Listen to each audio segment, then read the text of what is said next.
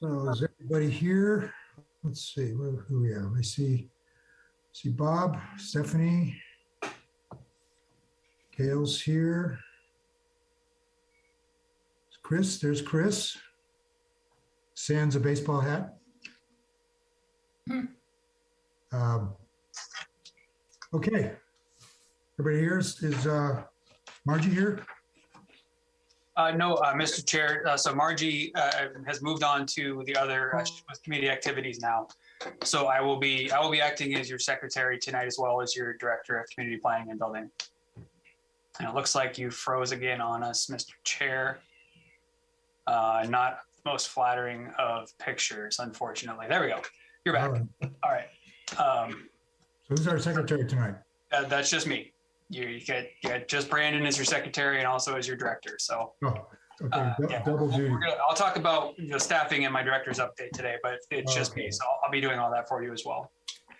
Okay, so all the commissioners are here, so I will call the regular meeting of the Carmel-by-the-Sea Planning Commission to order for February 9th. Can we have roll call, please, Brandon? Commissioner Bolton? Present. Commissioner Delves? Here. Commissioner Lehman? Here. Commissioner Locke? Here. And Chair Commissioner LePage? Here. So we have a full commission tonight. That's great. Okay. So the first item on our agenda tonight are the public appearances. Members of the public are entitled to address the Planning Commission on any matters of municipal concern.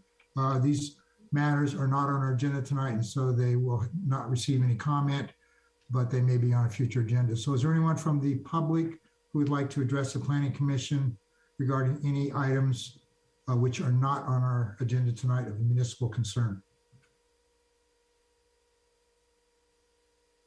Chair, I'm not seeing any hands, but while we're waiting, just for a reminder to everyone, if you're on a cell phone, you can raise your hand by hitting *6. It works for a landline too. So if you're on any sort of phone, *6 will unmute you. *9 will raise your hand. If you're on your computer, click on the reactions button at the bottom and it'll bring up an option to raise your hand. So you'd raise your hand and then we can call on you, or just go ahead and unmute yourself on your computer by clicking on the unmute button on the bottom left-hand side. I don't see anyone that's done any of those things, Mr. Chair, while I've been babbling on, so I think you're ready to proceed. Okay, all right. No comments from the public, so we'll move on to announcements. Are there any announcements from staff or commissioners or the public that they would like to give to the commission tonight? Don't see any hands going up. Don't see anybody unmuting. Okay, we'll move on. So the next item on our agenda is the consent agenda. Items on the consent agenda are routine in nature and do not require discussion or independent action. Members of the commission or the public may request that an item be pulled for discussion. If not, items are usually handled in one motion. So is there anybody, any of the commissioners, or we have two items on the agenda. We have the minutes from the January 12th meeting, regular meeting of the Planning Commission. And then we have item number 2, which is a design study. It's design study 21-356, the Foley project. This is consideration of the final design study for a 385 square foot single story addition to an existing 1,157 square foot single story residence. And it's also inclusive of an attached garage. It's located on Casanova Street, 3 southwest of 13th Avenue in the R1 district. So are there any members of the public or commissioners who would like anything pulled from the consent agenda? No. Okay. All right. Do we have a motion for the consent agenda for items 1 and 2? Sure, I can do that. I'd like to move that we accept the consent agenda as presented. I'll second.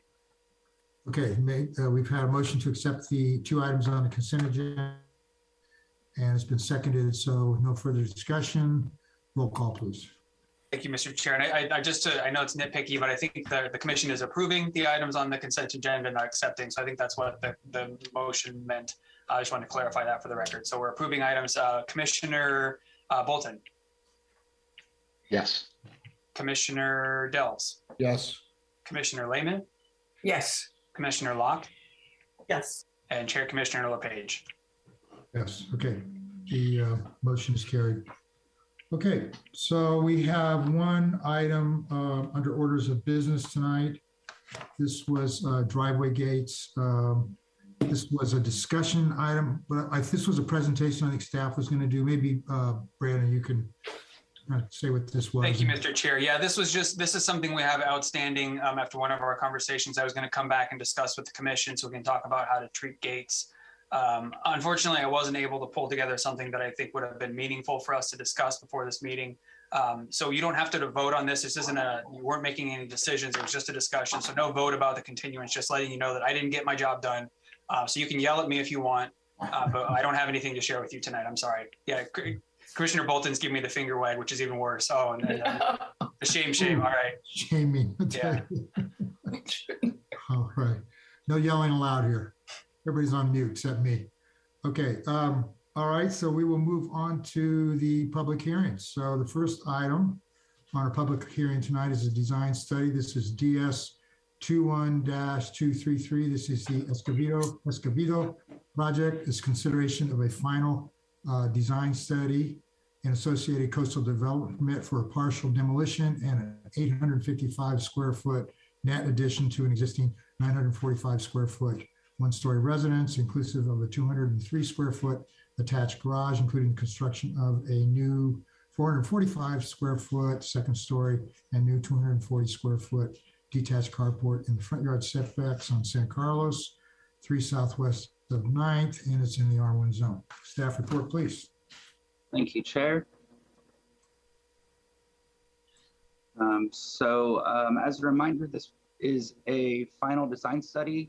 Chair LePage just did an excellent job summarizing the project. So I'm going to go ahead and skip the project background. At the concept hearing, the concept design study was accepted with a number of draft conditions.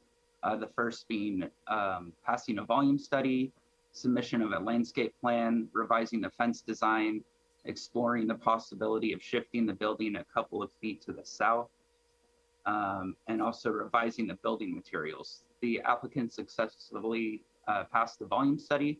A landscape plan has been provided. The fence design has been updated. The applicant provided a memo identifying how they explored shifting the building, and the building materials have been revised. So at the previous hearing, it was discussed that an open fence design should be considered as opposed to a solid fence as previously proposed. So the project rendering still does show a solid fence. However, the applicant has indicated that an open fence design is being proposed. And that's the figure you're seeing on the bottom left.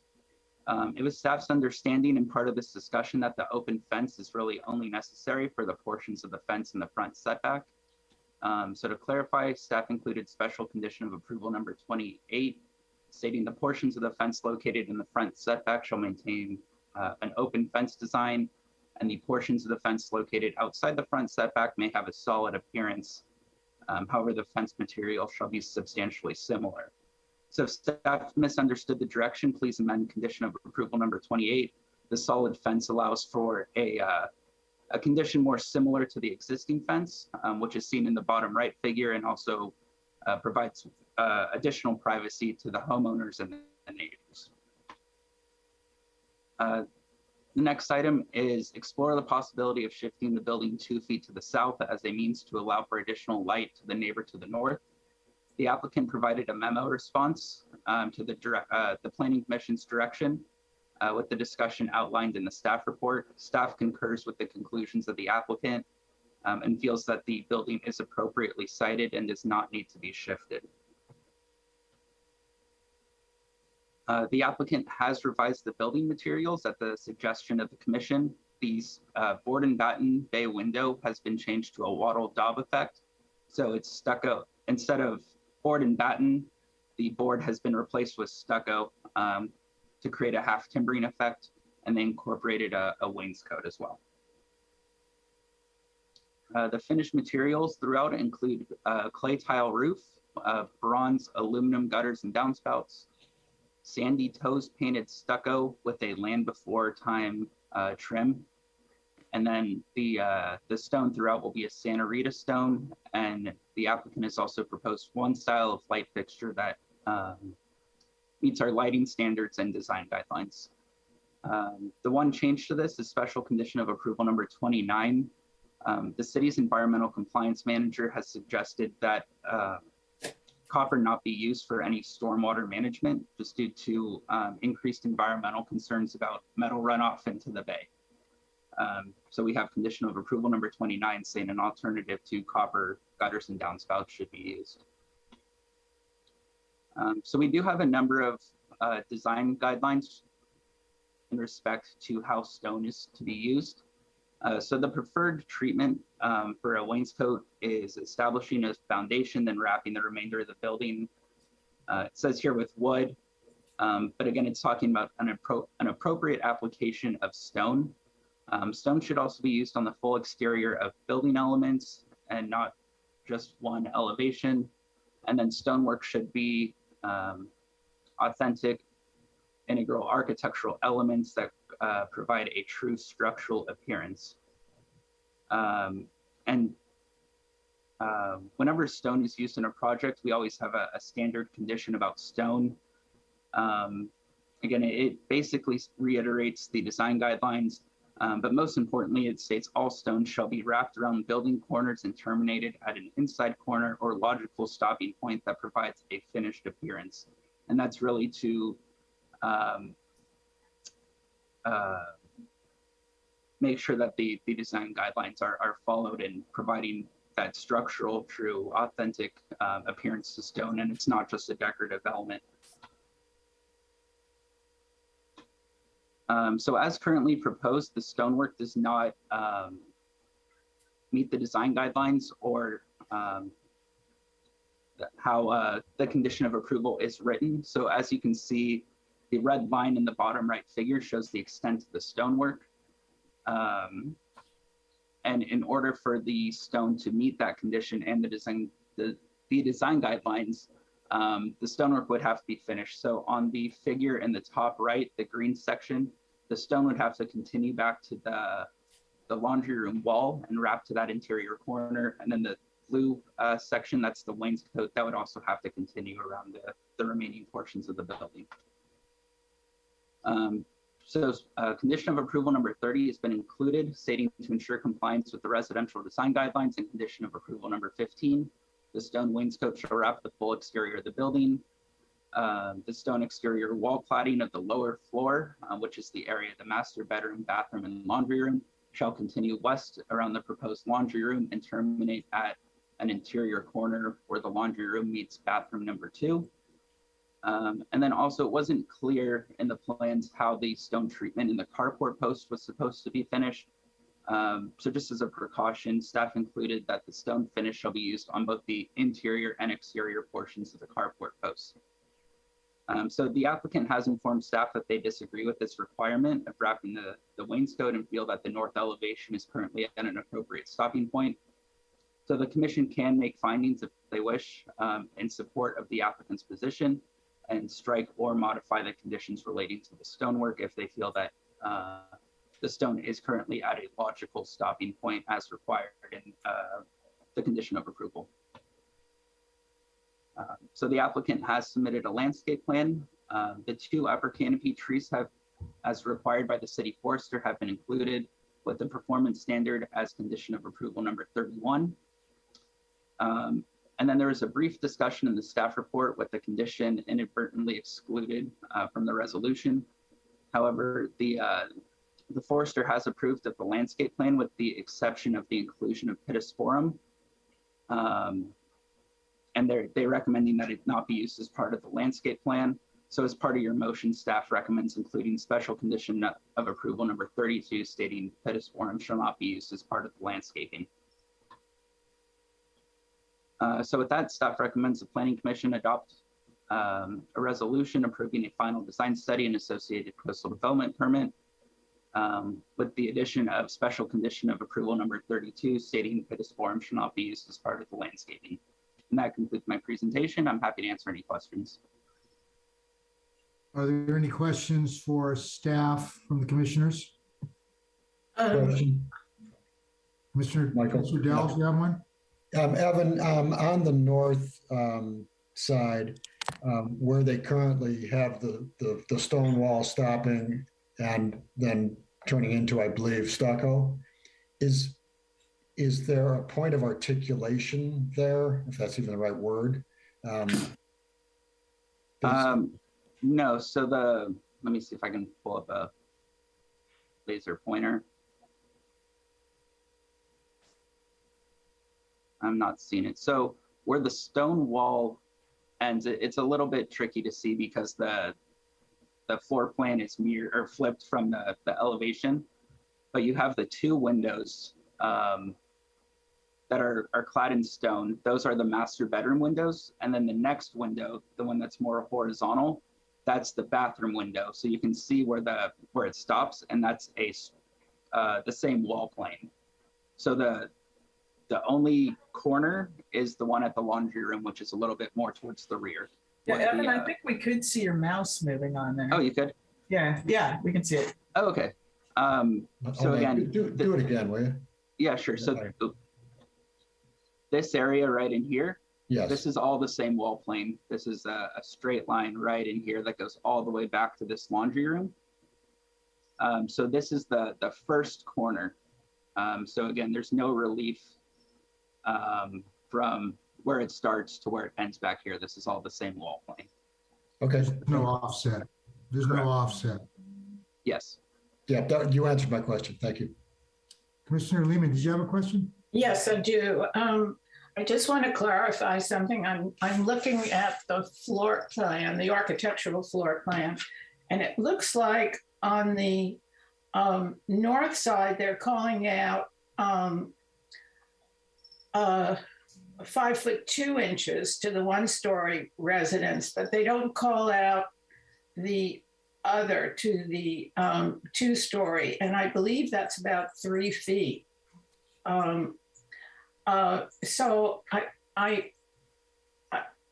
I'm back to where I was before, where they have 8'8" on the south side setback, but they have do have the ability to play with giving that north neighbor some light in their kitchen.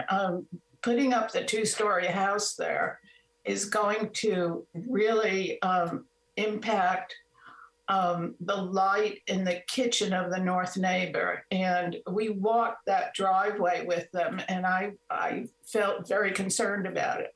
So I'd like to see if we can move that. I realize they're saying it might be another wall that has to come down, but it's a very small wall. And in essence, once you start this kind of construction, you're really ripping apart the whole house because you've got to fix the electrical and so and bring it up to code. So I really feel like I'm strongly for this. Did you get your question answered? Yeah, I did. Okay. Thank you. All right. Thank you. Okay. Okay. Any other commissioners have any questions for Evan? All right. Thank you, Evan. Okay. Okay, before we start the discussion, I just want to review the timeline. So applicants have 5 minutes for their presentation. The public has 3 minutes for their comments. If necessary, I'll give the applicant an opportunity for a rebuttal, which I usually limit to 3 minutes. So having said that, would the applicant like to make their presentation to the commission at this time? Yes, my name's Bill Mefford. And by the way, for some reason, mine does not have a raise your hand thing at the bottom on my computer.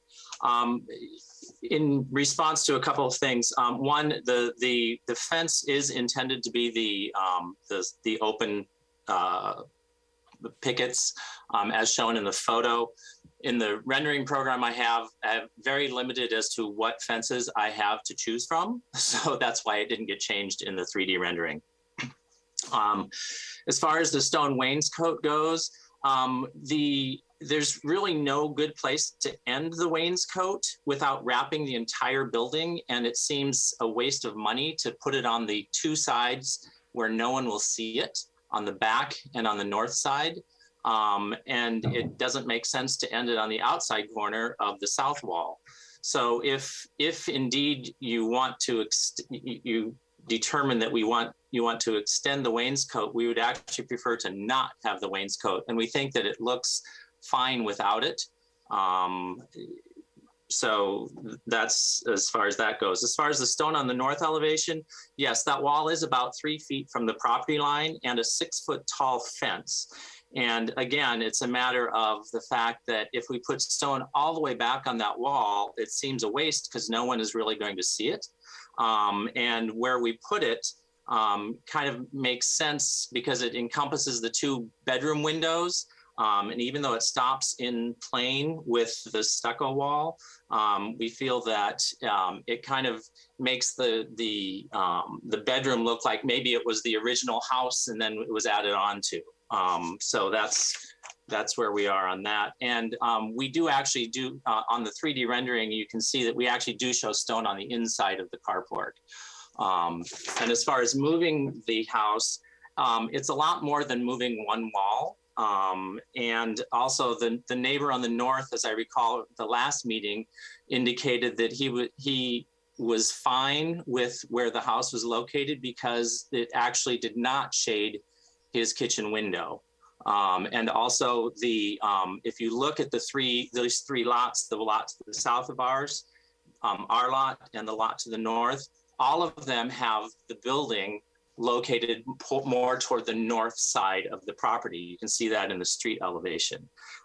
So it kind of makes an even spacing of the buildings where we have it located.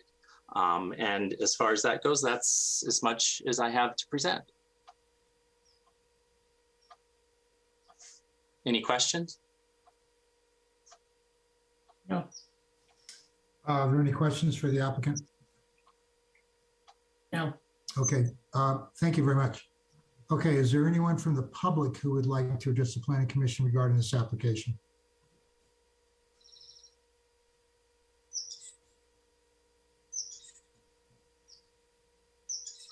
I don't see any hands going up. I don't hear anybody. If you're on telephone, you need to push *6 to unmute. Okay. Since how there were no public comments, I'm not going to have a rebuttal. So I want to close the public comments, open it up to the commissioners for their comments. Commissioner Lehman, would you like to begin? You had some points you wanted to make. Sure. For starters, I feel like it is important that the stone continues and doesn't stop at random points. So I'm in agreement with staff for the areas that they called out, that Evan called out. And I feel like there is very little, there's a big reason. Somehow I have in my packet a letter from the north neighbor that says he would like the house moved the 2 feet.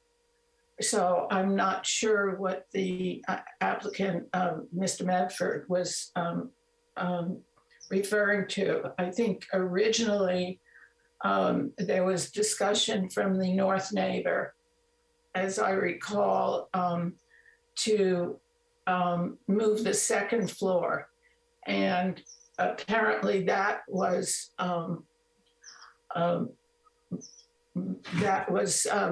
retrieved. But then there is in my packet a letter from the neighbor saying he would like the house moved the 2 feet. So I think we should call that to the public, that so they're aware that there is that letter. I'll stop for now.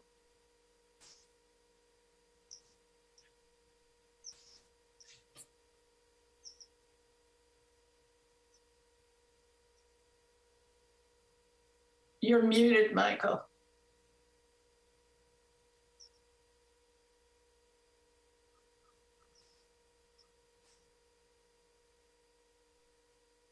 Uh-oh. It looks like we might have lost the chair. I think we were having this trouble last time.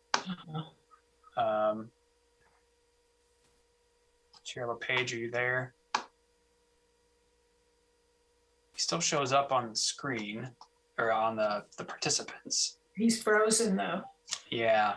Yeah. It's that internet connection. Yeah.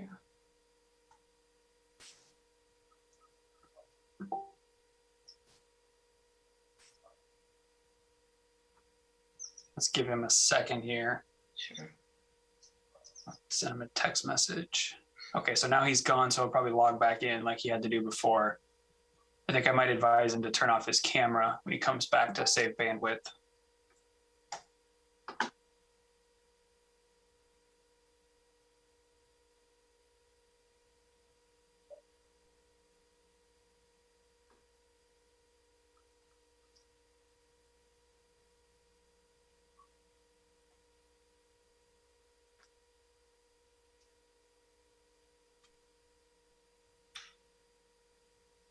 Well, Commissioner Lehman, do you want to just step in as vice chair and get through the rest of the comments, and we'll defer back to Lehman when he comes back.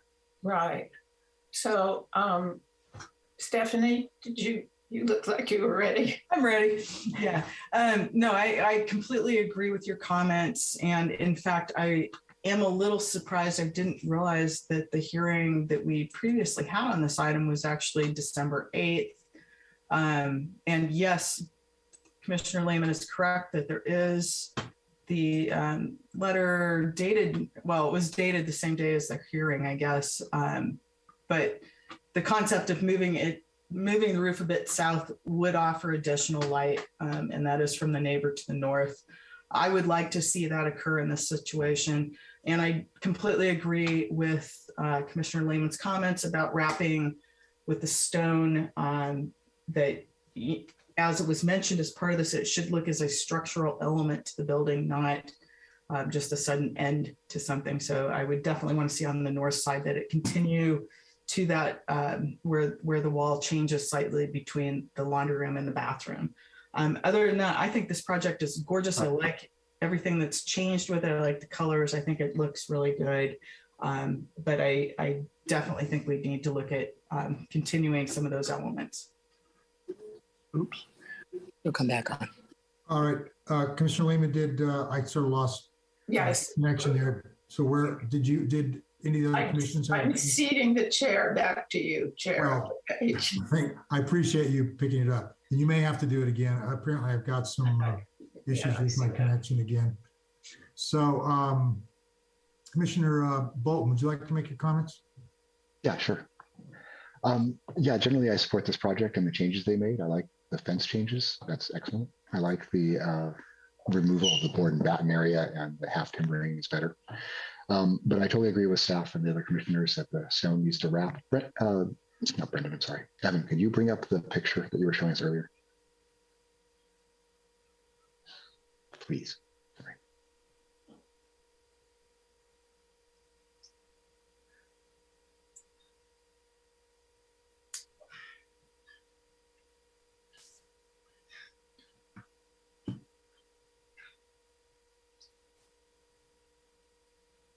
Perfect. Thank you very much. Appreciate it.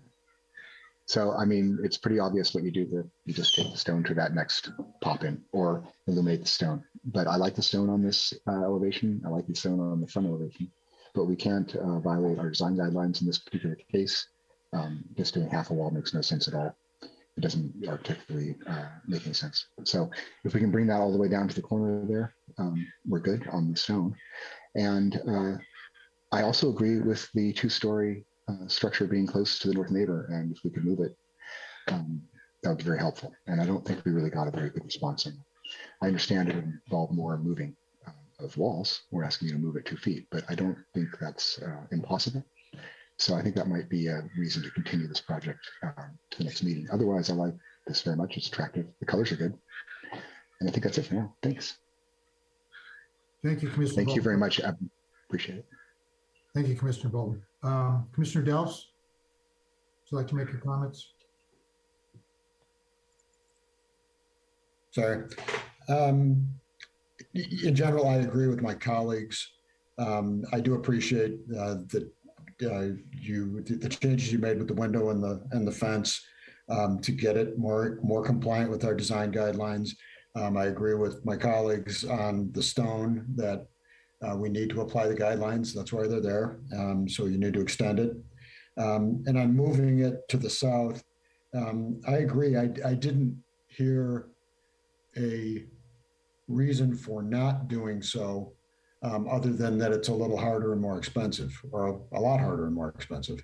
And I do think just when you want to take a 1-story building to 2 stories on a 4,000 square foot lot, it's very important to respect your neighbor, especially your neighbor to the north and sun, and that an additional 2 feet will help with that sun quite a bit. So whether or not we need to continue this or make that a condition of approval, that is subject to staff then verifying, I'll leave to my colleagues. I would be okay with the latter, but my colleagues may want to see it again. Thanks. Okay, thank you, Commissioner Dales. Yes, I'm in agreement with staff here. I can't remember a project where we have ever not required the application of the guidelines in terms of the way stonework is applied. And the reason why we do that is to create authenticity, and having stonework to stop in the middle of the wall is just the perfect example of something that doesn't create authenticity. So I'm completely in agreement with staff. It sounds like the 4 other commissioners are feeling that this house needs to be moved to the south a couple of feet to mitigate the shading to the neighbor to the north. So I have a question for Brandon. Brandon, can we handle that with just a special condition put on this because this is final, or do we need to continue this? If one of the commissioners wants to try to craft a condition, you can certainly do that. I mean, this is a discretionary hearing.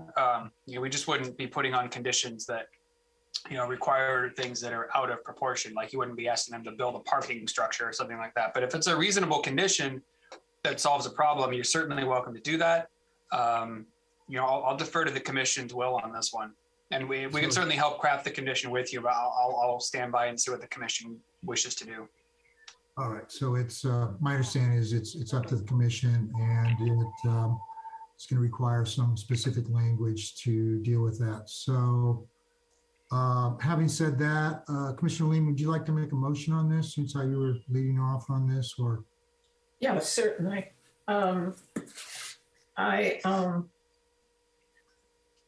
Sorry, I'm just going back to the agenda.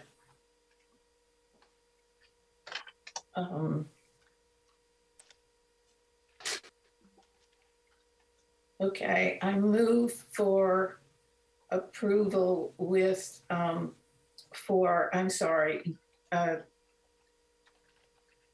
DS 21-233 Escobedo. I hope I'm pronouncing your name correctly.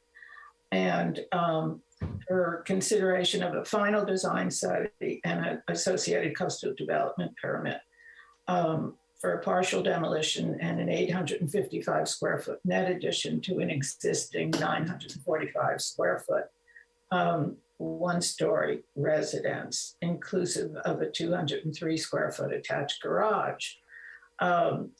So I, along with the special conditions, let me scroll to that.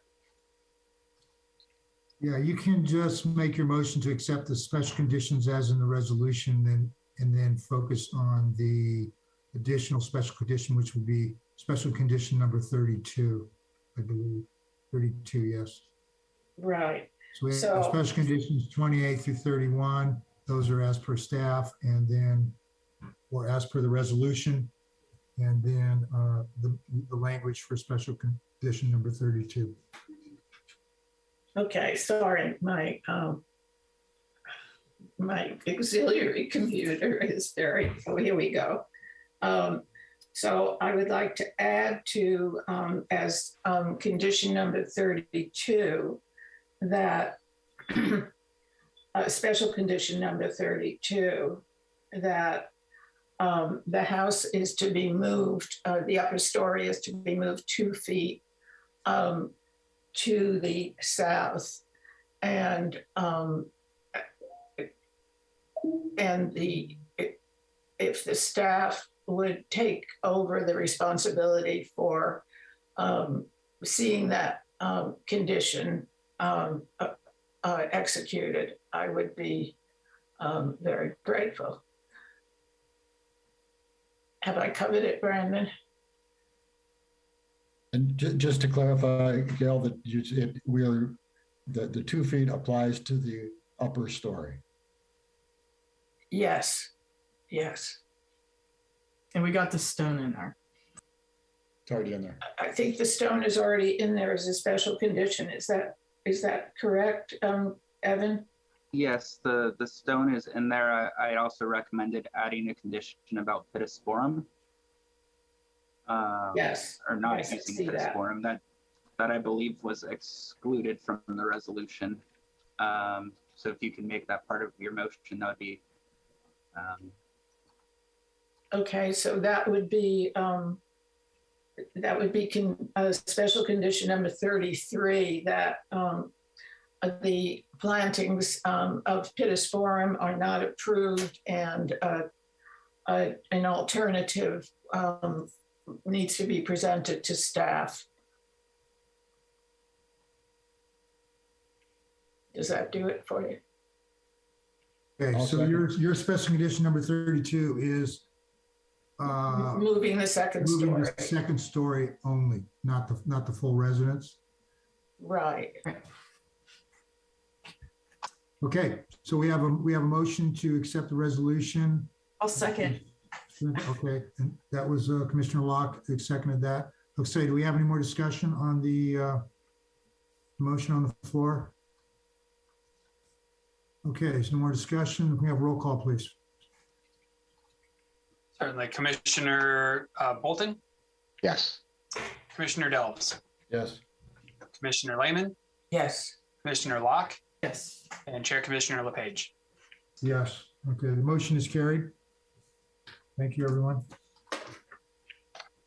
Okay, the next item on the public hearings tonight is another design study. This is DS 21-291. This is the Perugian project. It's consideration of a concept design study for the demolition of a 1,524 square foot single story residence, inclusive of an attached carport, and construction of a 1,580 square foot 2-story residence, 200 square foot detached garage, 899 square foot attached accessory dwelling unit, and it's located on Scenic Road 3 southwest of Ocean Avenue in the R1 zone. We have staff report, please.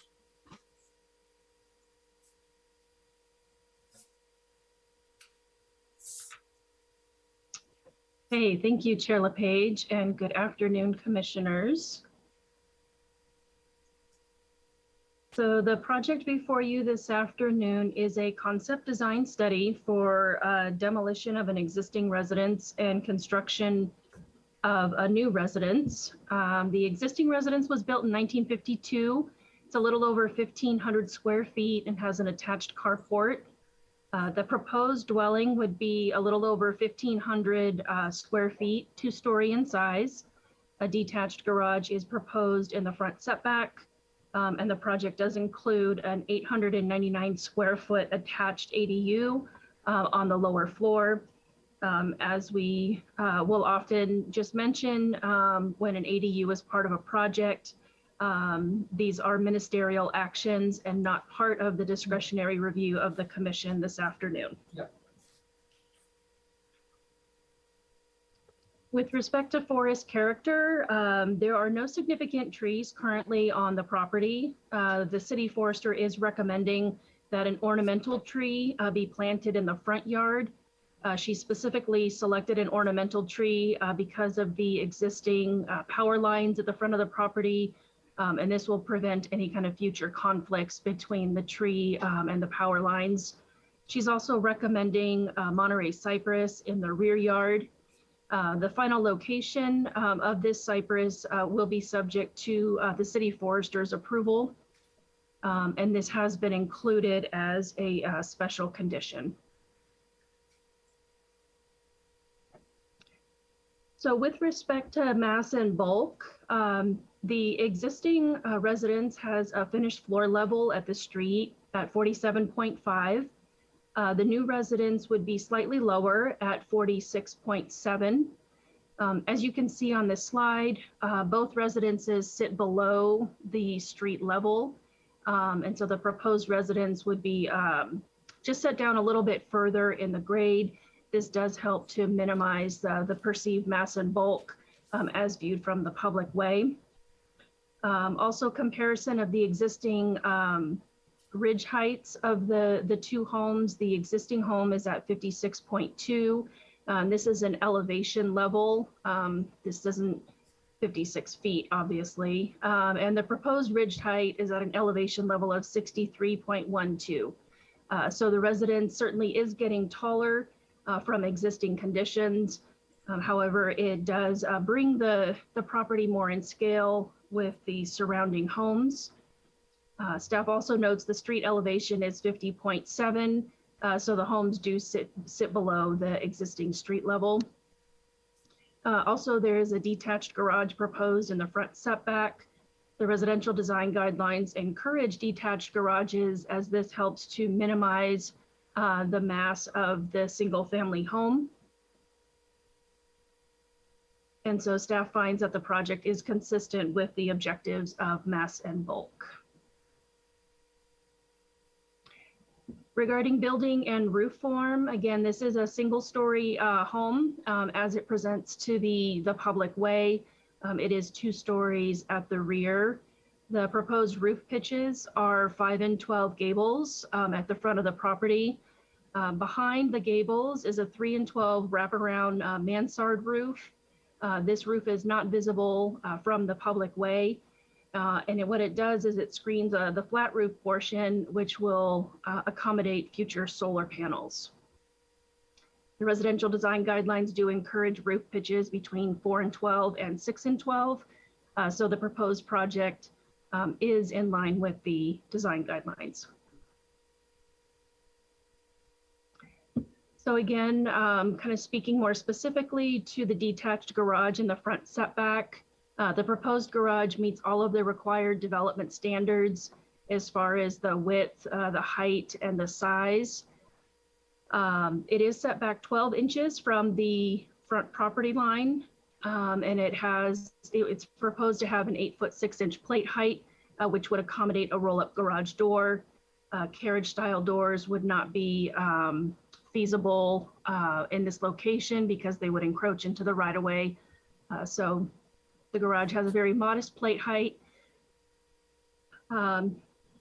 With respect to the right-of-way, there would still be 63% of the right-of-way available for landscaping, which is one of the considerations when looking at detached garages in the front setback. Staff has included a special condition that the applicant provide a landscaping plan for this portion of the right-of-way prior to final details review.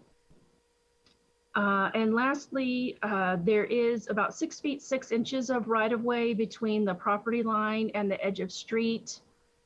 This gives sufficient room for cars backing out to see oncoming traffic. Staff did notice that this particular section of scenic road is a little bit narrow, especially with cars parked on both sides of the street. So that additional backup space before entering the roadway should provide sufficient sight distance for the driver of the vehicle. So staff finds that the proposed detached garage does meet the required parking and is consistent with the standards for being located in the front setback. So with respect to privacy and views, I'm first going to kind of go through a summary of what the residential design guidelines say about privacy and views, and then we'll talk about specific concerns expressed by the neighbors surrounding the project. So residential design guideline 5.1 recommends organizing functions on a site to preserve reasonable privacy for adjacent properties. This includes locating windows and balconies to avoid overlooking active indoor and outdoor use areas of adjacent properties. Guideline 5.2 speaks to maintaining view opportunities to natural features that lie outside of the property and locating buildings so they will not substantially block views that are enjoyed by others. And then guideline 5.3 encourages maintaining views through a property to natural features when feasible, locating major building masses to maintain views through the site from other properties, keeping the mass of the building low in order to maintain views over the structure, and then also using a compact building footprint to maintain views along the sides of the structure. So these are the pertinent design guidelines with respect to privacy and views. So first I'm gonna go just briefly talk about the north and the south neighbors, which are directly adjacent to the project site. Again, as mentioned in the staff report, staff was not contacted by either neighbor expressing any concerns. Just before the hearing, staff did receive some communication from the south neighbor, and I'll mention that on the next slide.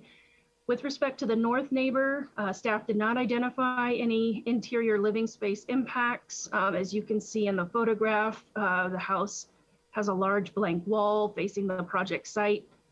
Staff did note the west-facing deck and the lack of a privacy screen there. However, again, the neighbor has not reached out with any concerns, and so staff has not drafted any conditions of approval regarding any privacy screening on the deck. And with the south neighbor, again, they did reach out just prior to the hearing. They indicated their full support for the project, and so they did not have any concerns with regards to privacy. So I won't go into too much detail here about the bay window. They also do have a west-facing deck as well, but again, they have no concerns and support the project. So next, we're going to talk about the neighbors to the east. Specifically, there are 3 properties that we're going to look at that we also visited on the tour of inspection today. So 2 of the properties are located on the east side of Scenic, and then the 3rd property is located on the west side of San Antonio. With respect to the property at Scenic southeast of Ocean, I've been getting that mixed up all day. They have expressed some concerns with regards to losing portions of their view. The view is primarily filtered views of the ocean below the existing tree line. These are whitewater views. The guidelines don't distinguish between types of views, but the concerns expressed specifically are regarding the loss of the whitewater views as a result of the increased height of the proposed project. Similarly, the neighbor at Scenic 3 southeast of Ocean is also concerned about the loss of whitewater views. The arrows on the slides show the locations of those viewpoints.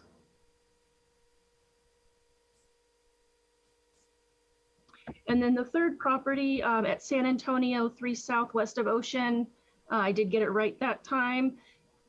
They expressed concerns regarding obstruction of the beach and wave views from their main living space as well as their rear deck. Also, a potential decrease in property values due to the loss of these views. And they do object to any increase in roof height. So staff did evaluate all of these concerns. We did visit most of the properties prior to finalizing the staff report. I could not find that the loss of view was significant. I did speak with the architect about the height of the building, and outside of keeping the roof form flat at the existing height, there really didn't seem to be any other options to be able to preserve some of these views that are being blocked. So staff does not have any recommended changes to the design. Certainly looking for some feedback from the commission on whether the loss of the Whitewater views does rise to the level of significance and needs to be protected or the impact lessened. So with that, staff's recommendation is to accept the concept design study with the draft recommendations and conditions of approval. I did briefly list them here. I also want to take this time to just note that the resolution included in the staff report was a working draft that was incomplete. Staff did distribute a revised resolution that we are asking the commission to adopt this afternoon. A couple of the draft recommendations simply implement the requirements of the different overlay districts that the project is located in. Staff is also asking for the preliminary landscape plan and the right-of-way landscaping prior to final details. Of course, the project will also need to go through a volume study before final details and our new standard condition prohibiting copper gutters and downspouts. And with that, I will conclude my presentation. I'm happy to answer any questions. Also just want to mention the architect, James Smith, is on the line, as well as the owners, Warren and Lisa Pabujian. And we do also have the three neighbors to the east also on the line who may want to provide comments during the public comment period. Thank you, Chair. Thank you, Marnie. Do we have any questions from the commissioners for staff? I don't, not at this time. Everybody's shaking their head no. Okay, thank you, Marnie. All right, at this time, the applicant may address the Planning Commission.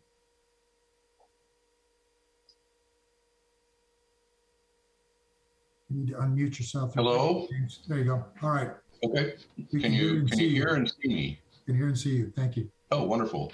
All these Zooms are slightly different, so pardon me for getting up to speed on that. Good afternoon, Planning Commissioners. My name is James Newhall Smith. I'm the architect for this project. I'd like to read a short letter, and Marnie, if it's possible for you to find the A60ST drawing and put that up. If not, I could share screen, but I understand I would be muted if I did that. Is that correct?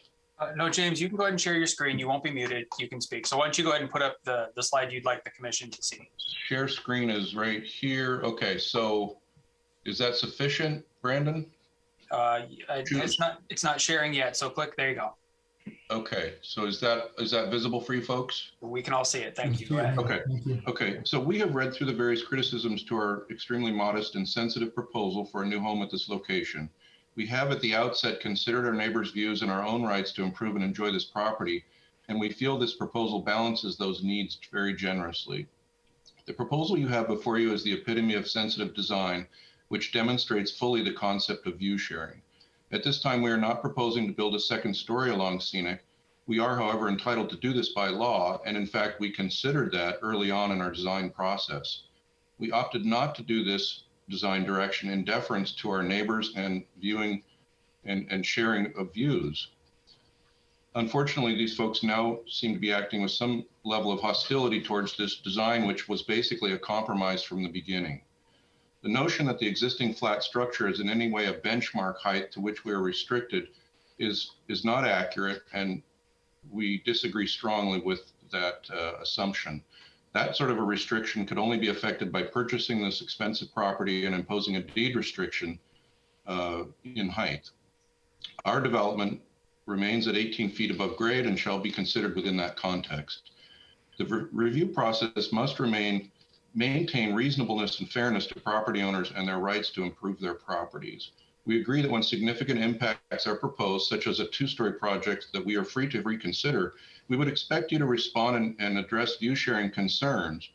If the planner and the neighbors, however, have to enlarge portions of photos and add arrows to indicate where small amounts of view are impacted, we feel that the argument is essentially lost. The fact remains our proposal shows we are generously sharing the views with our neighbors when viewed from the totality of everyone's views.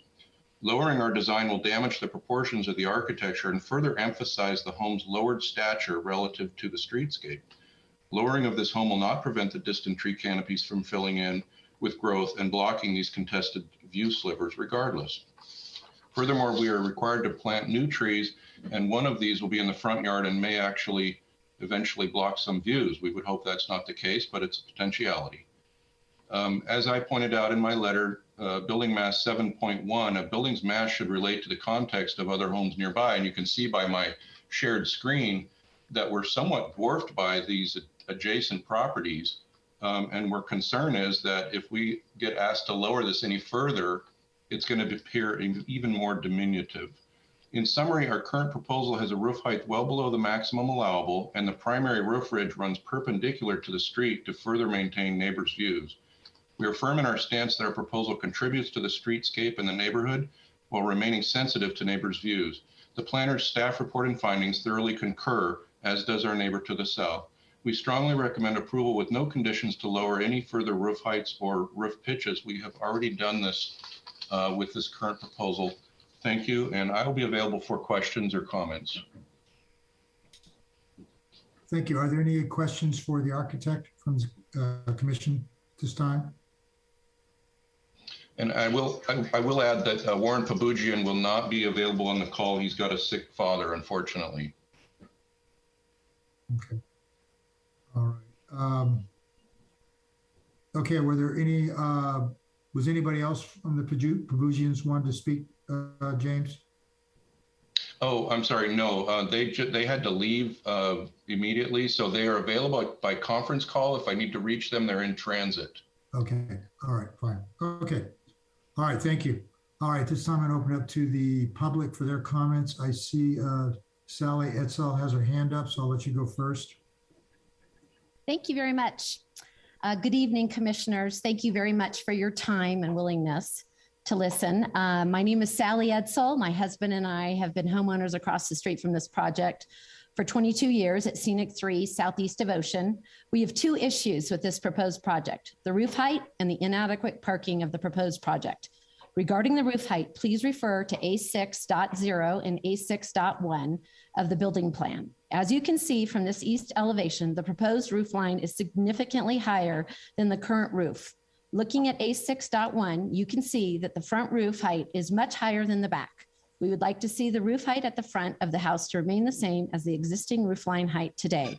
There is a great example of this of a house just 5 houses down on Scenic, same side as this proposed project, called White Sands. I included a picture of White Sands in the comments I submitted to staff. This house had a low flat roof, just like this proposed project. It sold within the last few years and was completely rebuilt with the same low flat roof line. It looks great and proves that keeping the existing roof line is possible. Our current sight lines and view of the ocean are very important to us. Incredibly important to us, and any obstruction of this view due to an increased roof height of this proposed project will ultimately adversely impact our view and the property value. We hope you will require the project applicant to redesign the roof and bring it down. Our second concern with this proposed project is the limited on-site parking. The proposed project doesn't even have one full-sized car parking space in front of that garage. If you look at that picture, that was a tiny car. The proposed garage is very small. I highly doubt the owner will park in the garage. I saw his car today and it's much bigger than that garage. The result being that the new homeowner and their guests will be parking on Scenic Road, which already has a congested parking problem due to being narrow and two-way and so close to the Ocean Avenue parking lot where oodles of beachgoers end up parking on our street. Parking will now become even more restrictive to those of us living immediately adjacent to this proposed project. Additionally, I would like to have the Monterey cypress in the backyard that was suggested removed, because again, that is going to obstruct our view. In closing, our view is unnecessarily impacted by the proposed roof design, and we ask that the current roof line height be maintained. Please bring this roof line height back down, and please address the lack of on-site parking. Thank you very much. Thank you, Ms. Edsel. Okay, the Hiles have their hand up. You have the floor for 3 minutes. Thank you.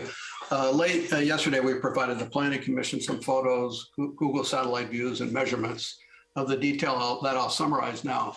My name is Bill. My wife, Barbara, and I have been homeowners in Carmel for 25 years. Our 5 kids spent their childhood on the beach, and now our grandchildren do as well. Our home is located on San Antonio Road, 1 block behind the proposed project. 25 years ago, we bought our home for its character and wonderful views of the beach and ocean waves, what Marnie calls whitewater views in her speech. And we even named our home Seventh Wave. We love our ocean wave views, and the proposed project takes them away from us. Let's review how. The orange netting indicates the project will have substantial impacts. Today, we have 185 feet of breaking wave and beach views today. They will be permanently obstructed. 38 feet of beach-facing windows and outdoor deck will have obstructed beach and ocean wave views.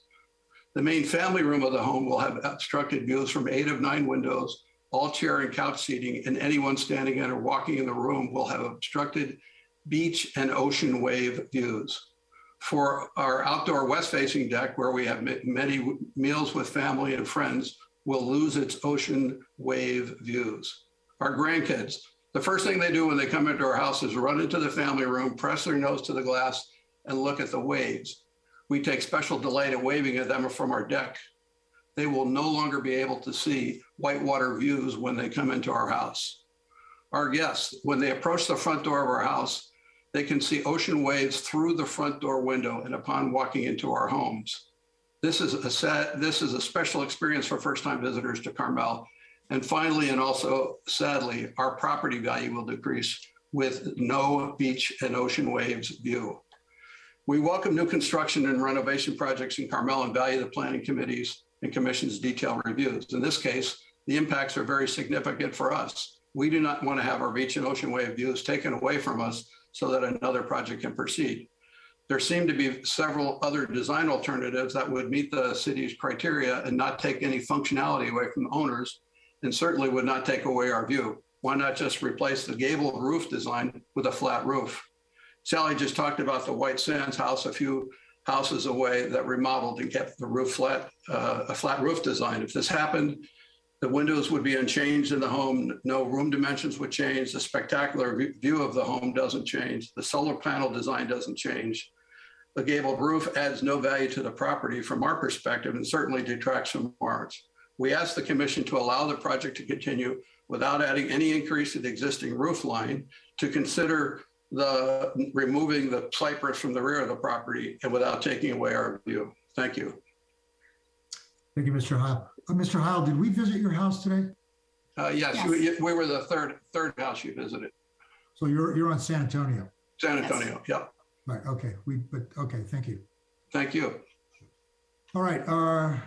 Is anyone else from the public that would like to make some comments? I'm going to make a comment. I'm the other owner next to Sally. This is Joanne Gerhard. Right. The house has been in our family for 28 years. And I too am concerned about the impact that the roof line will have for our view and for the Whitewater view. It just doesn't make sense to me that they have to go that high. It really impacts everybody on this street, but when you're looking out to the water, that's what you want to see. My grandkids have been here, my kids, and it just seems that there's no reason to put it that high. I mean, is it going to impact I mean, are they going to have, better views themselves? So that's my concern. I really don't think it should be raised. We try to keep it, at the level that it would be. So that's basically all we have to say at this time. Okay, thank you. We appreciate your comments. Thank you. Okay, is there anyone else from the public that would like to address the Planning Commission regarding this application? I see, did Mary S. already speak? I see a hand up there. I don't see any more hands, Mr. Chair. Okay. I don't see anybody unmuting themselves. That one went down. Okay. Okay. Would the architect like to take any time to rebut? Well, I guess I'm not really sure what you'd like me to express. I mean, we feel like we've done an exemplary job of sharing views and proposing something fairly modest, which planning staff has certainly agreed with. So, this you don't have to respond. You're just being given an opportunity to respond. Okay. Well, I would like to just comment that this notion that somehow this existing flat roof is our benchmark is just not accurate. Thank you. Okay, thank you. All right. Since I have no more comments and the architect has made some final comments, I'm going to close the public comments, open it up to the commission for their comments. Mr. Chair, would it be okay if I just add a little bit of color? Absolutely. Thank you. I just want to make sure, I know Marnie touched on this, but it's an important point. We all know this is a preliminary hearing, but we're trying to suss out some of these height things. As you're considering it in this hearing and the future, I believe Marnie pointed to this, but the sort of operative section of our code that talks about private views is that section 1710.010K. And the sort of like important language in there, it says buildings which substantially eliminate an existing significant view enjoyed on another parcel should be avoided. I'll read that again, just so it's in your head as you're having your conversations, and then for next time and for the public as well. Buildings which substantially eliminate an existing significant view enjoyed on another parcel should be avoided. So there's some language in there, it's tricky code language. Avoided is not prohibited. Substantially eliminate is not partially eliminate. So these are things you as the Planning Commission, that's why it's a discretionary hearing, and the next one will be as well. That's what you're charged with wrestling with, and that's why you all get paid the big bucks. Hey, Brandon, my timer just went off on myself. That's awesome. What was the applicable section of code? Thank you. I just had to turn my timer off. It's section 17.10.010K. Thank you. As in kangaroo. Thank you, Mr. Chair, for indulging me on that. Okay, we'll use that as a jumping off point. Thank you. So the commissioners this time will have our discussion. Commissioner Bolton, would you like to begin? Sure, I'll be happy to. So I guess I'll start with the big one, the views. I don't find there to be a significant impact to the neighbors from this project. I agree with staff. As the director just explained, the code is pretty specific, and I don't feel that this rises to the level of requiring any action from us. I think actually the architect and these owners have done a very good job of sharing the views. Based on what I saw on site on the neighboring properties, although there is definitely an impact, it's not eliminating their views, and it's not, in my mind, rising to the level of requiring any further reduction in the height of this project. So I don't have any issue with that. I have a question for staff, however, and this is regarding the ADU. So can staff first bring up the lower level plan, please?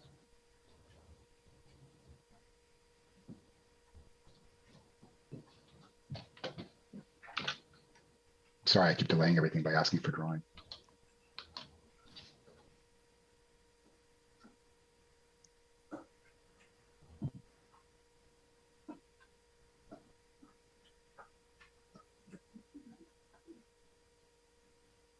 perhaps we could zoom in. There, let's see.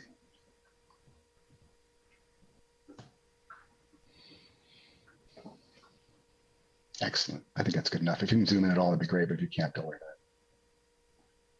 Perfect. Okay, good. So this is a nice ADU, but it's also a lower level to this house. The stairway from upstairs leads directly to a wall, which leads to an ante room, to ADU bedroom number 1, an ADU living room, and ADU kitchen. So I understand we can't actually say no to an ADU, and I have no desire whatsoever to do that. But this is not a design for an ADU. This is a design for a lower level to a house.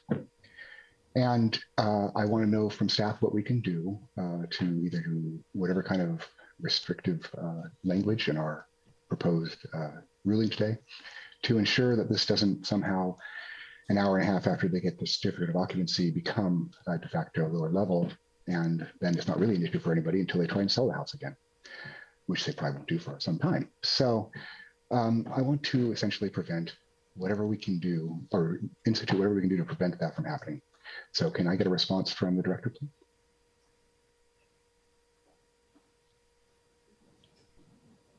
Thank you for the question. So just to make sure I give you an answer that you're actually looking for. So what you're wondering is, how do we make sure, because they're allowed to have an ADU here, we just want to have, absolutely, how do we make sure that it's used as an ADU?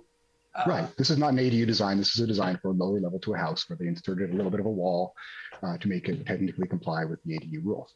Yeah. I understand they also have the kitchen and whatever else, but this is quite clearly not a ADU. So is there any way we can put language into it wherein, for instance, the building inspector comes by at 6-month intervals to ensure that that wall hasn't been removed, something like that? I have no idea what we're actually empowered to do in this particular case. Yeah, I have absolutely no objection whatsoever to an ADU. I think they should have one. I'd love to see it rented out at a significantly lower than market rate, but obviously that's not going to happen because it's on the beach. But the point is here, this is not an ADU. So this is something, I mean, you're touching on sort of like a philosophical planning thing that we always struggle with, is that, you know, if something looks like a duck, quacks like a duck, smells like a duck, but they're not calling it a duck, that's sometimes an issue. In the world of planning and like building plans, even though it might look like a certain thing, as long as the words are on there that says it's an ADU, then we have to trust them, because we trust everybody at face value until they prove us wrong down the road. We have to trust them that it's going to be an ADU. So I take your point about how do we make sure that it doesn't change in the future. I wouldn't want to, I mean, you can certainly put on what you want. I probably would advise against a condition that says on intervals, you know, building inspector is going to go back and check this, because I think it sets a dangerous precedent for other projects where we're worried that someone's going to convert something into something else, because this won't be the first time. Even ADUs aside, there's other things where, like, you know, this looks like this, even though it doesn't say it. So I don't want to get in the practice of doing that. But, you know, I think we would just want to make sure that the plans were very clear that there's no inner circulation. It's a separate, you know, a separate unit. ADUs are separate from the main house. And we would just inspect, you know, all the way through the progress. And, you know, we would make sure there weren't, like, you know, doors framed in, because we do framing inspections. We would make sure there wasn't a door framed in. And then once, you know, it's sheetrocked, make sure that's done properly. So we can do all those checks, but as far as a way to ensure that, and this is certainly, and you know, we don't want to put any sort of like disparaging implications on the applicant. This is just a concern in general. Anytime we look at these things, we're not implying that this person's going to do something nefarious, but as far as in the future, I mean, we kind of just have to take people at their word. And if we get a call, then we can go inspect it, but we don't proactively go typically and check on these things in periods. So we'll just want to make sure that the plans are 100% clear, both the planning set and the building set. And that way that if it does get changed in the future and somehow we're made aware of it or we find it out, then we can hold them accountable, because we have very clear plans that were approved showing this was only an ADU. I appreciate the thorough clarification. That's excellent. Yeah. Okay. Well, I don't really have further comment on this project. Okay, thank you, Commissioner Bolton. Commissioner Locke, would you like to make your comments? Got to unmute there, Commissioner Locke. There you go. I know it's the quote of the millennium, or the quote of pandemic. Yes, I agree with Commissioner Bolton on the impact of the view. I think the neighbors are extremely lucky that they have such beautiful homes and have such wonderful views, but I don't think this has any kind of a significant impact on their views. There was a letter received earlier today from the neighbor to the west regarding erosion concerns. And I heard the property owner also say that he was aware of that and that he wanted to address that. So I think that's something that we should look forward to as it comes back to us again, to hear how they're going to deal with that. James, I think as far as the design of the project goes, it's extremely sensitive to the neighbors in terms of not taking it up higher. It could have gone up much higher. And the property that's referenced down the street, I believe they did a huge excavation project to get that down far enough that it didn't have impacts. So this to me is fairly sensitive. I also agree with Commissioner Bolton that and this is again something that we don't have really anything over, but the concept of an accessory dwelling unit is supposed to be a subordinate unit. And in this case, you've actually got 2 bedrooms and 2 bathrooms in what you're calling an accessory dwelling unit. And that is not, to me, an accessory dwelling unit. That is a second unit, but it fits under our current situation. So I can't complain about that. The only other thing that I could really say about any of this, I think the garage should come back slightly to the west, and that'll open up a little more space, perhaps in the front area for parking. And then the walkway down the south side to the ADU is extremely narrow. It's only a 3-foot distance as far as I could see from the plans, which is really, really small. And I'm just wondering how that really is going to work. And I'm assuming that the entrance to the ADU is the glass door that can also open up in the back. And that wasn't really totally clear to me as well. And then last thing, can't have a wood burning fireplace. So that was the one thing I saw in your plans. And that's really all my comments on it. Thank you, Commissioner Locke. Commissioner Dells, would you like to make your comments? Yeah, I'm probably going to disagree on the views with my colleagues. And because when I first saw their views, they're magnificent views from Point Lobos. I mean, it's crazy, great views. And I think it's, at first blush, it was like, okay, you're losing, that small piece right in front of you there. But as I looked at it, and this is particularly true from the home 2 Southeast on San Antonio, that they do enjoy the Whitewater view. And that is their Whitewater view and the beach view. And I think those are different views. A Whitewater view and both seeing and hearing the surf at the same time is something pretty special. You feel the ocean more. And if you've enjoyed those views for decades, I think they do have value. And I think this project does substantially eliminate that Whitewater view, especially for that home at 2 Southeast. On the ADU, again, I'll disagree with Chris, only that I'll say, well, it is an ADU. And it's for what Brandon said. If you say it's an ADU, it's an ADU. And apparently that's the level of definition that we have at this point from the state. And so we just have to deal with that. And I accept that we don't have a regulatory authority on these ADUs. And like Chris, I'm not opposed to ADUs at all. I would love to see more that were lived in to have helped with the overall vibrancy of this community. But I am allowed to regulate the impact of the decision made by this applicant to first essentially get a, 800 square foot ADU approved, and then decide, okay, now I want to build my house on top of it. So essentially that decision to build that ADU below, and here's the numbers, right? They're allowed 1,800 square feet of building on that lot. And by adding in the ADU, they're now at 2,679. That's almost 900 square feet more in total.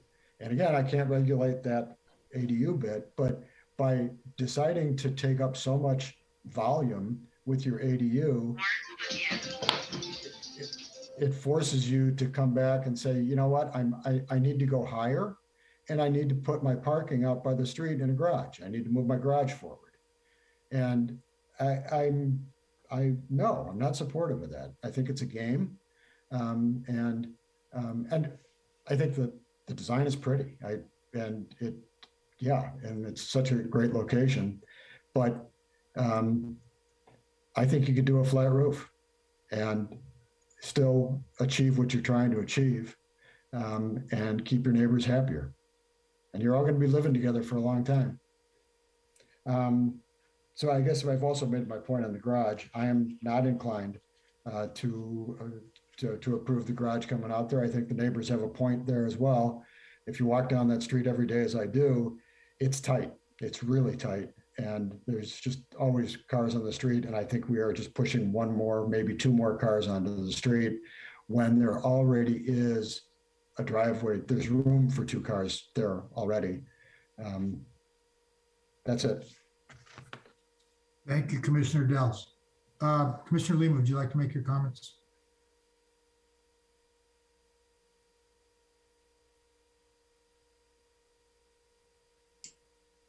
Thank you, Chair LePage. And thank you, James. It's a pleasant looking house. It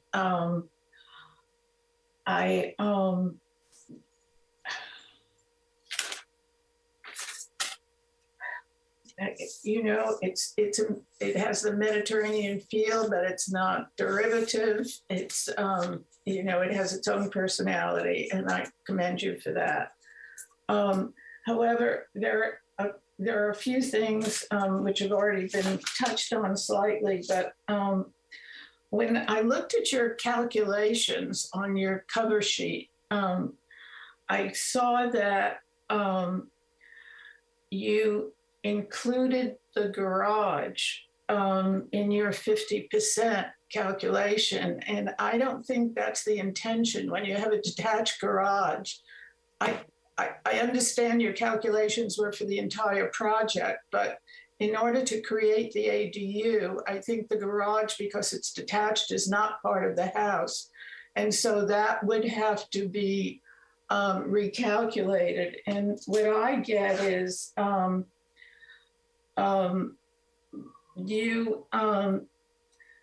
in adding the garage, you're over 109 square feet after you back it out for the ADU. So the ADU would have to lose 109 square feet. Of course, that can be mitigated slightly by enlarging the upstairs to 1,600 square feet. But I'm not suggesting that you recalculate. I just think it really is incorrect. I too favor ADUs, but I feel like when I saw the plans on this, I felt like I was really being conned, and nobody likes that feeling. And I'm very uncomfortable with ending up with almost 2,000 square feet of house and showing it as a one-bedroom house. The lack of legitimacy in that really troubles me. And you know, I realize that I can't discuss the ADU, but putting that connecting staircase in, which is in the house, to bring you down to the laundry room when there's really an adequate amount of space in a one-bedroom house to have the laundry upstairs. And then you wouldn't need that staircase, and it really would legitimately become an ADU because it would be separate from the house. So, you know, I personally feel like we should do some sort of deed restriction on that wall. And I'm sorry, Director Brandon, but I don't agree. I feel like when we see something like this, the Planning Commission should insist that the building inspection takes place several times over the course of the next few years. And, you know, we've seen lots of these ADUs and we're seeing them separated. And I think this has to be separated from the house in order to make a legitimate ADU, which means that that staircase can't be there. It's too simple to cut through that wall.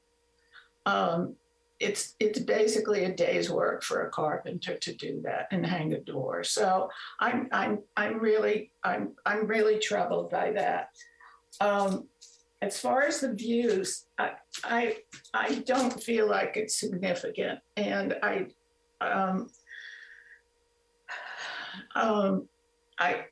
you know, having visited all the neighbors' homes, I feel like, I mean, I walked in and just gasped at the panoramic view that they have starting from Point Lobos that takes in that whole coastline of Carmel River Beach and down. And I know we're talking about shared views, but when you already have a view that's like worth a couple of $1 million, just the view without the house, is just, it's amazing. It's an amazing view. And I believe that for each of these houses, of the 3 houses we visited, that you are really fortunate to have that. And, you know, trying to get the architect to redo the roof line of the house, I think, is unreasonable when, you know, we have seen houses and we talk about shared views, but your view is so wide, and so your existing view from Point Lobos, all of Carmel River Beach and down the coast is so enormous that I'm really kind of shocked that you would make this much of a fuss about the roof height of this very small house. And I agree with James that he could have made it 2-story, and there probably wouldn't have been much fuss about it because they're entitled to have a 2-story house. They're surrounded by 2-story houses. And, you know, all the houses we went to today are 2-story houses. We all walked up the stairs to these houses. And so I don't think we should single this house out for that. The problem is that staircase within the house, because that's what makes that illegitimate. And if these people want a 3-bedroom house, then perhaps they need to just go up and make a 3-bedroom house if that's the end decision. But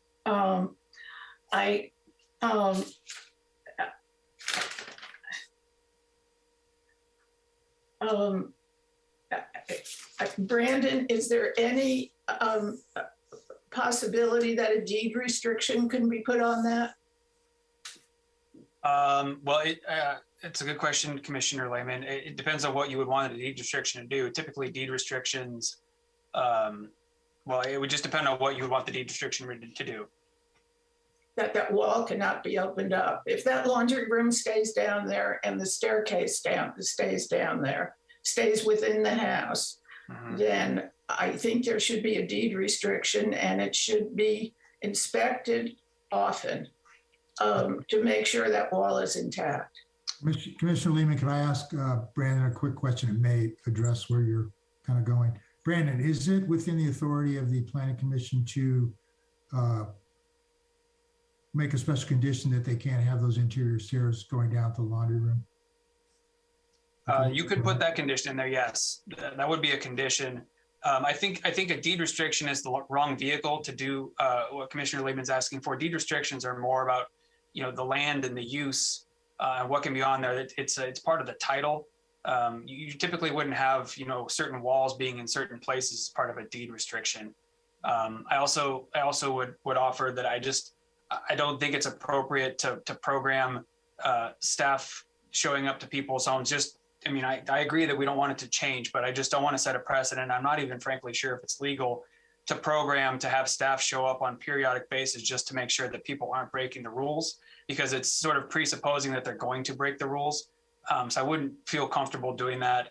And I think that it opens up the possibility of trying to have our staff, and technically, the planning director manages the staff for community planning and building. The Planning Commission doesn't technically have authority to say what staff does or doesn't do at the operational level. But obviously I'm always willing to entertain and work with you all, but I don't think it's an appropriate use of staff to have them go there every couple months to make sure someone hasn't changed their floor plan. Okay, I think you've given us clarification and direction we can take to address the concerns of the commissioners regarding the ADU. You feel you have that question answered, Commissioner Lehman? Yes, I have. Thank you, Brandon. Do you have any more comments, or Commissioner Lehman? No, but I guess we haven't heard from you, Chair LePage, have we? That's nasty, as usual. I'm trying to assess where the commissioners are and how they're feeling, so I can help us move along and get to a decision. And what I've heard is that three commissioners don't feel that the impact on the views are significant. Commissioner Dells feels that they are significant. For myself, regarding the views, I'm somewhere in the middle between the three commissioners that don't think they're significant and Commissioner Dells. What I understand is that these homeowners have had these views for a long, long time, and there is going to be some impact on those views. Now, we could argue all day long whether it's significant or not. To these homeowners, it is significant, and I could argue all day long that it isn't, and they would never agree with me, and I would not try to have that argument with them. I guess what I'm saying is that I, as a commissioner, as somebody who's serving the public interest, I understand that they feel these are significant. And that's really all that really kind of matters here for them. So as a commissioner, what I'm trying to look for, and this is concept. Everybody has to understand this is concept. We're not at final. We're trying to make this a better design, and a better design for everybody. And so what I would like to see is this architect use his skill to find a way to mitigate this. And I think it can be done without destroying the design. There's ways to go here to do it. And we request this all the time of designers and applicants. And what I see is they use their skill and they come back with a better design. So this is concept. And I think that there needs to be some direction in our motion here, that the architect explore a way to mitigate the impacts to these neighbors. As far as the ADU, I think the way to deal with this, and it's under the authority of the Planning Commission, is just make it a condition that they can't have that interior space, a stairway, and the laundry room's got to be moved upstairs so that there's no stairway going down to that second story. And if the applicant wants to have, access to those bedrooms at a future date, then they can incorporate it into an overall design of a single family residence without the ADU. Otherwise, just make it a condition that they don't have the stairway. And then that just eliminates the possibility of it becoming an ADU, usable space for the owner at a future date. So those are my comments. And so I would entertain a motion at this point to give direction to the applicant. And I hope the motion includes some language to have the designer or the architect work on mitigating these impacts, these visual view impacts to the neighbors.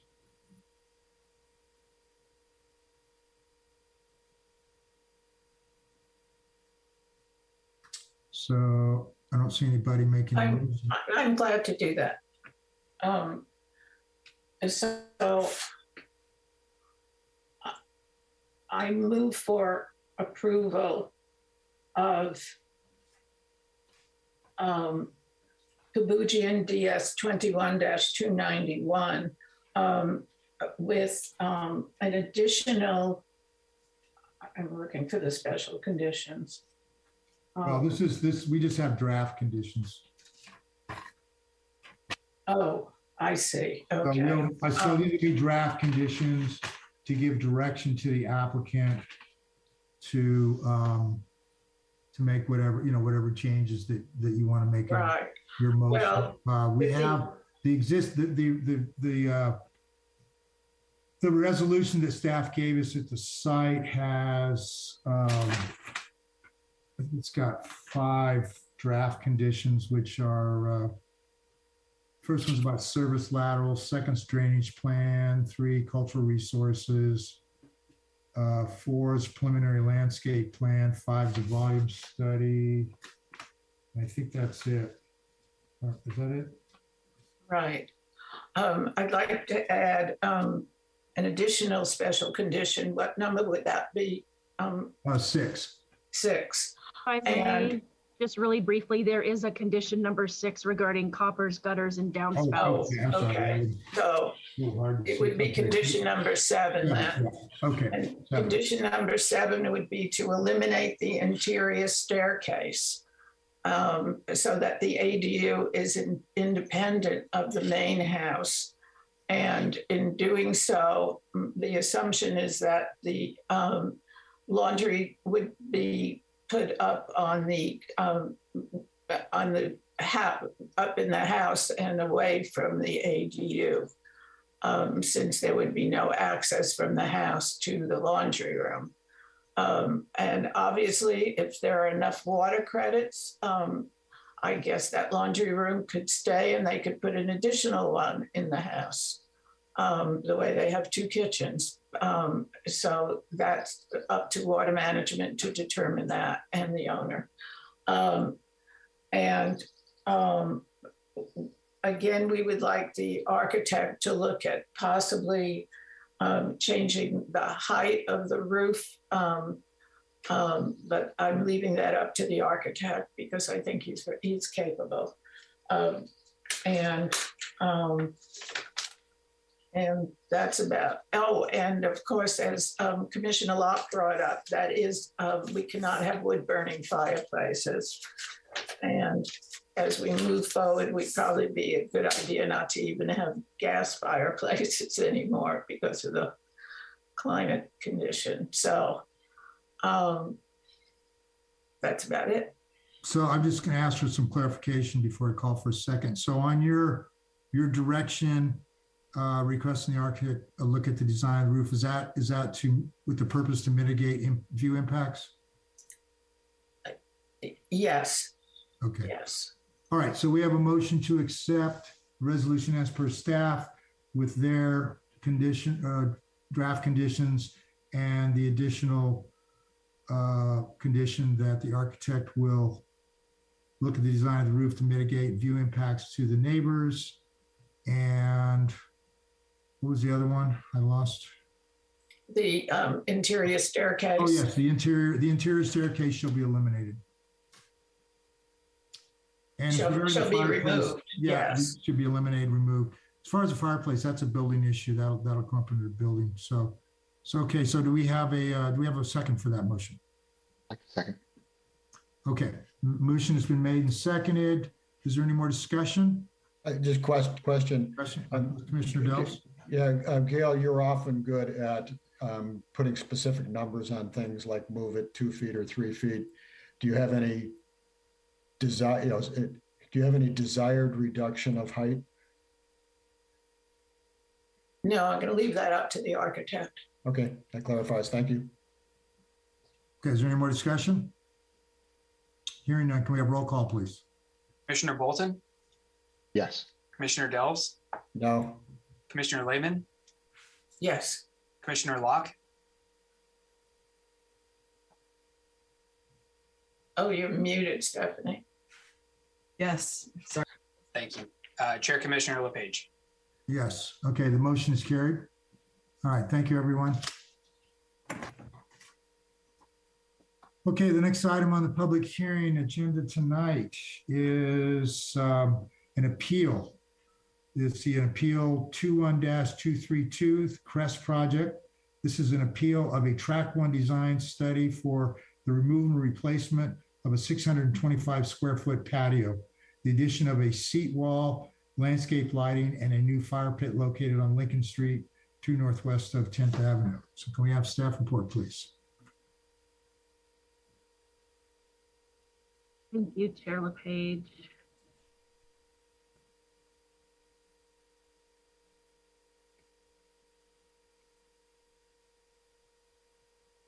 Okay. So the next item on your agenda is an appeal of a track 1 design study that was issued by staff. So the project site is a standard 4,000 square foot lot. The scope of the project is the removal and replacement of a 625 square foot patio, including the addition of a new seat wall along the edge of the patio, some new landscape lighting, and a new fire pit.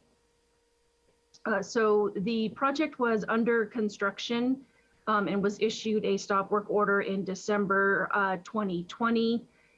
Subsequent to that, the owner did apply for a track 1 design study and went through the staff review process.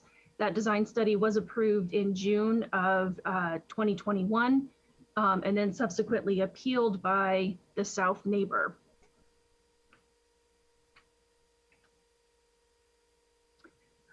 So the appeal includes 10 appeal points, and I'm going to go through those, and then we'll talk a little bit more kind of in detail about the project. So the basis for the appeal, number 1, that it was completed before obtaining the required approvals and permits. Number 2, that the new patio covers a greater physical area than what was there previously and exceeds the coverage of the lot. Number 3, there's insufficient provision for water runoff and retaining water on site. Number 4, the slope of the patio directs stormwater onto the south and west neighbors' properties. Number 5, the seat wall should include weep holes and also additional provisions for drainage. Appeal point number 6, again, is that the patio is stone over concrete, so this doesn't allow, for any permeability. Appeal point number 7, that the patio has been raised several feet in height and users now have a clear view into the south neighbor's property. Number 8 is that the built-in barbecue is positioned to face directly into a window of the south neighbor's property. Number 9, the space between the walkway and the fence, again, should be permeable to facilitate drainage and should include a French drain as well as appropriate plantings. And the 10th appeal point is that a new 8-foot solid fence along the property line should be erected for the length of the walkway and the patio. And this is to mitigate privacy impacts. So staff reviewed the property file and the most recent record of improvements for the property date back to 2001. when an addition was approved at the rear of the home. That approval included a small deck with stairs for access to the backyard, as well as a stone terrace. The remainder of the rear yard was to be landscaped with a variety of trees and shrubs. So at some point after 2002, between 2002 and 2020, some additional improvements were done in the backyard. Unfortunately, there's no record of these improvements in the property file. However, the designer that submitted the design study application prepared both an existing conditions as well as a proposed site layout for the project. And based on the existing conditions, there was a deck, barbecue, as well as a impermeable concrete patio in the rear yard. The project, again, was replacement of this patio.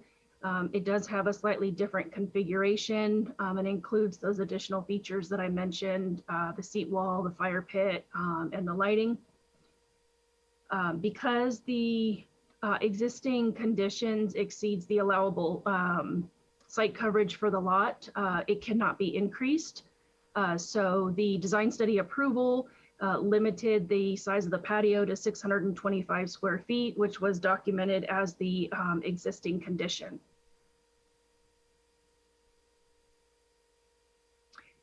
So what you're seeing now are the approved plans from the staff level design study, which includes the the light fixtures that were approved, a detail of the seat wall. Staff notes that when the design study was approved, the detail showed that the grade was at the cap of the seat wall. And actually in reality, as we saw today on the tour, the patio is elevated above the grade. So just a minor inconsistency there in what was approved versus what was actually constructed. So the appellant has a couple of requests. One, that a compliant drainage plan be approved. So Monterey Bay Engineers was retained by the owner and they submitted a drainage plan in October of 2021. The city's environmental compliance manager did review that plan and provided comments that were forwarded back to the applicant and the engineer on October 4th. Or I'm sorry, the environmental compliance manager provided comments on the 4th. I forwarded those on to Monterey Bay Engineers on October 11th. We are still waiting for a resubmittal on that drainage plan. The appellant is also asking for screening of the outdoor cooking space. Staff was under the impression that the barbecue was an existing feature. And so we did not review any further privacy impacts as part of the staff level review. Certainly landscaping might be an appropriate treatment. Staff has not been able to visit the inside of the neighbor's home, but based on the neighbor's description, the window is in a hallway that leads to a bathroom. And they're very much concerned about the privacy impact to that bathroom. The appellant is also asking for a taller fence on the south property line. This certainly wouldn't mitigate that potential privacy impact to the bathroom, but it would provide some additional privacy between the patio and the outdoor living space of the south neighbor. Staff notes that the property owner has applied for a design study and she is proposing to install a new 6-foot solid wood fence along the shared property line with the south neighbor. As I mentioned previously, the south neighbor, who's also the appellant, is asking for an 8-foot fence. The Planning Commission does have the authority to approve fences over 6 feet in height. So staff has not rendered a decision on that fence application. In the event that the Planning Commission decides that a taller fence is appropriate, then we would defer to you to approve that design study. So staff's recommendations are based on the requirements set forth in the municipal code. And this is to reduce the site coverage to no more than 556 square feet, to reconstruct the patio at grade. Staff feels that that would sufficiently mitigate the privacy impact to the south neighbor, and would also eliminate the need for an 8-foot tall fence along the property line. Staff's also recommending that the pavers be set in sand to facilitate on-site percolation of rainwater, that the drainage plan be resubmitted and approved by the city. Also that any trees that are that need to be planted at the discretion of the city forester, of course. So working with the city forester on that. Identifying privacy planting on the south side of the barbecue to mitigate that potential privacy impact, and then returning with revised plans to the Planning Commission for review and approval. So these are staff recommendations. The commission has a couple options available to you, and you can certainly direct staff to proceed as you see fit. You can add more conditions. You can certainly send this back to staff with recommendations for staff to approve. But with that, I will conclude my presentation, and I am available for any questions. Marnie, I had one question. Did you say that the outdoor kitchen hadn't been permitted or was permitted? There's no record in the property file approval of the barbecue. However, the designer did prepare an existing conditions site plan, which did show that feature on the deck in the same location. And is there gas going to that? Is there a gas line going to that, or we don't know that, I guess? No? The gas line diagram that was provided only showed a line going to the fire pit. I do not know whether or not there's an existing gas line to the barbecue. Okay, thank you. Are there any other questions from the commissioners for Marnie? I do, Chairman. Commissioner Gels?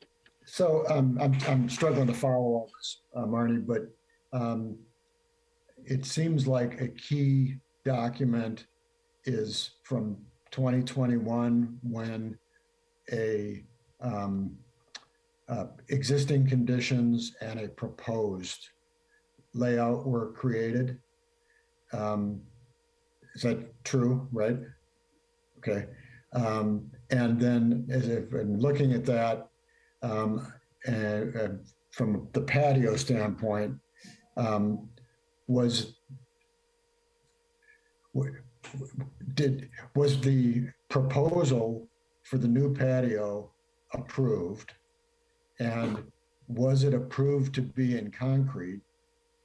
And I guess where I'm going is, do we have a violation here regardless of the appeal? Was there a stop work order, and what was the reason for the stop work order? Let's start with those questions. So the reason for the stop work order is that the work commenced prior to the owner obtaining any approvals from the city.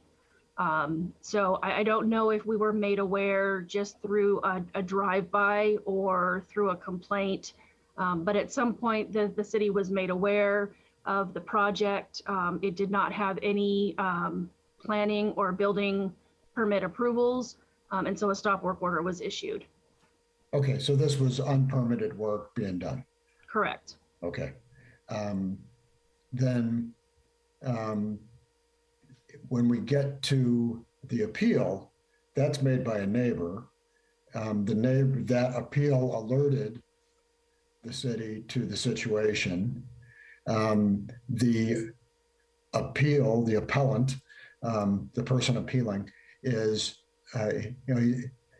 he or she is laying out the complaint, but also is actually seeking remedies. And does that matter? Or the fact that they're seeking remedies, is that part of what we're here to adjudicate? So staff was made aware once the stop work order was issued, the property owner was referred to staff to go through the appropriate process. And that process started with a design study application. As part of that, there's a notice that's posted at the front of the property. We do notify affected neighbors. So the neighbor was aware of the application. It wasn't until after staff approved the application that the appeal was filed. And yes, the appellant is stating that the work that has been done creates impacts to his property, and he is asking or requesting modifications. Okay, maybe I missed a step, sorry. So what was noticed? The design study. The design study was noticed, and that design study was initiated after they had already started the work. And okay, so for whatever reason, the city became aware of non-permitted work, and then the owner came back with the design study. Correct. Okay, and that design study was that approved? Yes, I reviewed and I approved it. Okay, and did that approval include impervious patio? No, I did speak with the owner's representative about making the replacement patio permeable. However, the prior patio was not permeable, and they indicated that they didn't want to change that. It might also be worth noting it was already constructed at that point, so they were just seeking approval of the work that had been completed. Okay. All right, thank you. I'm sorry if it's taking me a bit, but I get it. I think I got it. Thanks. Actually, Marnie, I had a question for you. So what we're looking at here is an appeal. So what are the specific things that we would either be approving or denying in our consideration of the appeal? Were there those 3 items that you had at the end of that long list?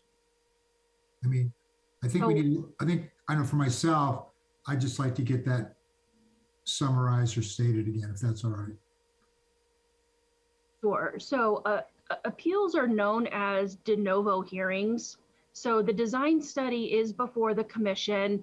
The commission can require any modifications that you find appropriate in order for the project to be in compliance with the municipal code and the design guidelines.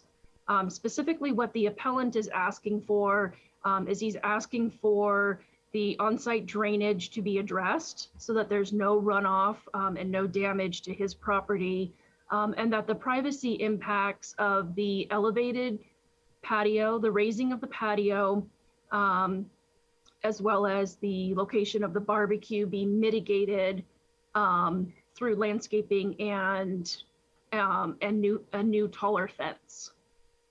Okay, but I understand what you're saying. As a de novo hearing, it's within our jurisdiction to discuss anything within the context of this project.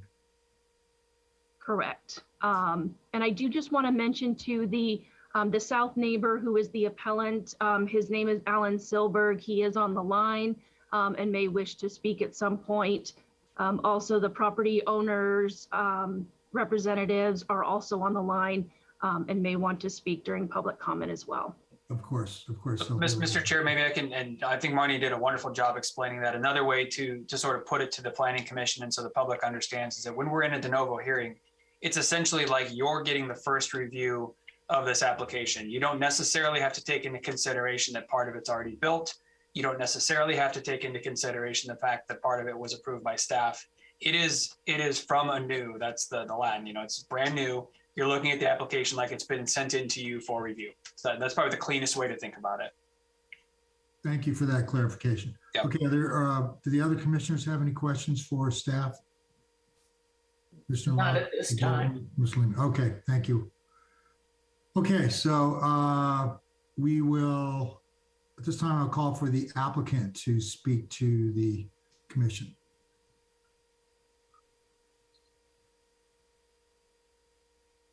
The applicant. So that would be the appellant, Right, excuse me, Mr. the Silber. the appellant to speak. So that would be, is that Mr. Sebastian McCabe? No, Mr. Alan Silberg. Okay, so he's on a phone. Is that what I understood you say? So he needs to push *6 to unmute. Is he here with us? Yes, he is 484. Okay. You able to hear me? Now we can hear you. Yes. Okay. Okay. Thank you very much. And thank you very much for making this time in this month's committee meeting. It's much appreciated. My name is Alan Silberg, and I am representing my family, the owners of the property at the northwest corner of Lincoln and 10th Street, immediately adjacent to the Crest Rosenberg residence. My family bought the property in 1992, and the Crest Rosenberg family became our neighbors about 4 years later. The report that Marnie has cited really does an excellent and thorough job of outlining our concerns and what we think the remedy should be to make for good ongoing relations that are in compliance with Carmel City regulations as they relate to managing stormwater and water runoff on one's own property.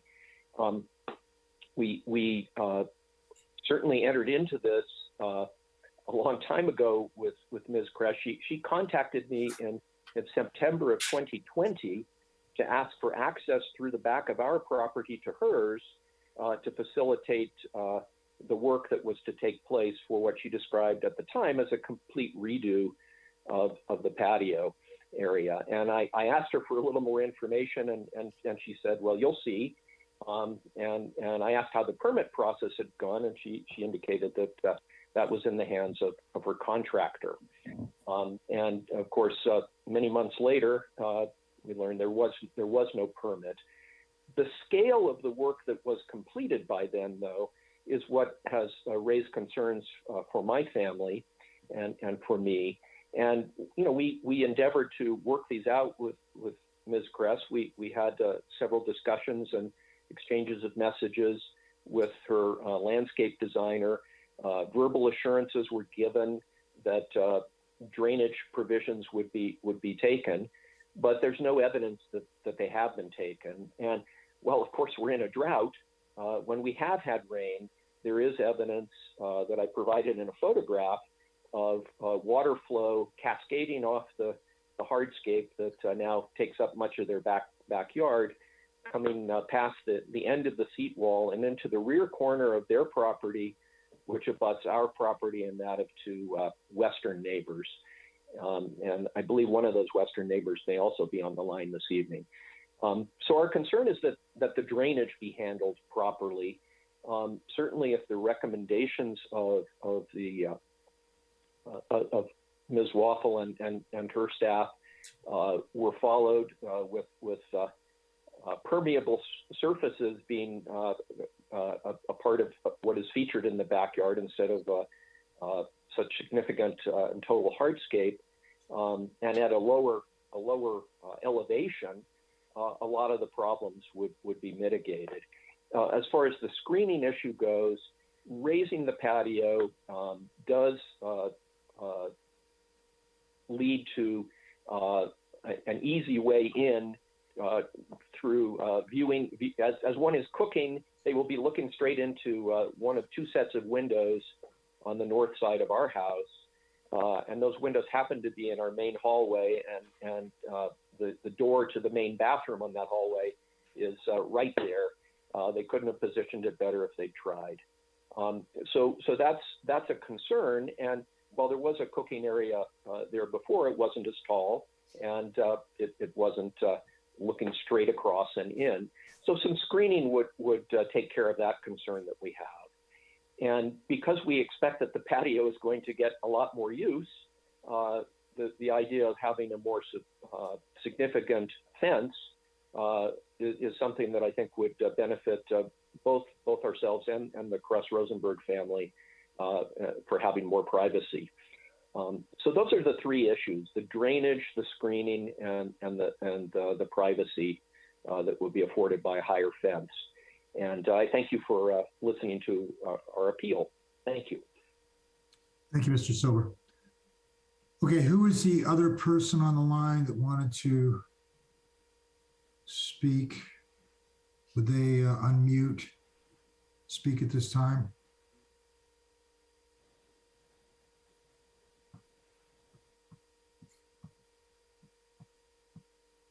Chair, I'm not seeing anyone at this point raise their hand. There's no other phones, so everyone has the ability to unmute themselves on their computer. Yeah, okay. Well, is there anyone else from the public who would like to address the Planning Commission regarding this appeal? Mr. Chair, I see that the applicant, the property owner has unmuted. Oh, there we are. Okay. Property owner, would you like to speak to us at this time? Hi, yes. Hello, Commission. Thank you so much for your time this evening, everyone. In regards to the appeal that Mr. Silberg sent to you guys on July 17th, which again was 1 month after our plans were approved, many of the items that he has noted of these 10 things are actually incorrect, and there is no evidence for any of them to be true. For example, we did not raise our back deck at all. It has always been at that level, and we did have a gas barbecue, a Weber portable one that we moved around in the same place at that time for at least 20 plus years. We did not raise the back patio. We did grade and level it, but we did not add dirt or raise any sort of extra things. We also are here almost full time, and we're here during the horrible rainstorms during December. I think we all remember them. We had no flooding issues. There was nothing different than has ever been. And I did not hear from the Silbergs or this other neighbor that sent an appeal on January 20th. I also have seen no evidence from them again as to any of these issues. Now, the one thing Mr. Silberg did ask for in his appeal was that we check with an engineer in regards to the drainage, which sounds like it's the main thing that he's looking for. Again, the engineer who's on the phone, Ben Wilson, he can speak further, but as far as what we've done with the draining, it seems like, first of all, the weep holes, et cetera, many of those things were already there. And the second part is that a lot of the items that Mr. Silberg is asking for are not recommended for certain reasons that, again, Ben Wilson can go through. At the end of the day, if we're looking at, the drainage plan, the screen of the outdoor cooking space, which again, we've already been in that same location for years, and a taller fence along the length of the patio. Again, that goes back to me in terms of just being a shared 50-50 good neighbor act and hoping that Mr. Silberg would want to work with us more neighborly. Thank you again for your time. And again, our intention is just to move forward with this project and finish it and create a safe backyard for everybody to enjoy. Okay, thank you, Ms. Crest. Did Mr. Wilson want to speak to the commission? Yeah, there are things that I would like to do. I've been kind of constrained by what has been built, and I do want to I want to reshape as a minimum, reshape some of the outboard edges, keep the water contained on the hardscape, and then at that point, get it to some sort of a dispersion trench, preferably one that can meet the city's requirements. As far as I know, people, I've heard it brought up a few times about a French drain along the property line. The property line's populated by trees. I don't know where or to what benefit a French drain would serve. And I'm looking for indications that there's historical problems. I think installing a French drain might cause more problems than it would solve. Right now, you've got trees on that property line, which are yeah, I've hung up on that one. I just don't see for one, the indication that it's needed, and two, I think installation would do more harm than good, especially with the houses only 3 feet setback from property line in that area on both sides, north and south. And there's a few other things that I want to work with the owners that maybe we can fix. Maybe if we change the geometry of the patio, we might have some more of that in our control. But I look forward to hearing recommendations and basically just how to get through this this process. Thank you, Mr. Wilson. Is there anyone else from the public that would like to speak to the Planning Commission at this time? Okay, I don't see any. I'm going to close the public comments, open it up to the commissioners for their comments. Mr. Bolton, how about you want to start off, or? Isn't somebody else start on this one because I'm still confused. You're confused. Okay. You want to, all right. How about Commissioner Locke? She looks like she's ready to go. And you looked at me because I laughed because I'm That's right. pretty much confused too. Well, all right. So I'm gonna just go ahead and I can get corrected. Excuse me, let me interrupt. Before we start, I think we want to, let's just kind of approach this, like I said, in a de novo. Oh, completely.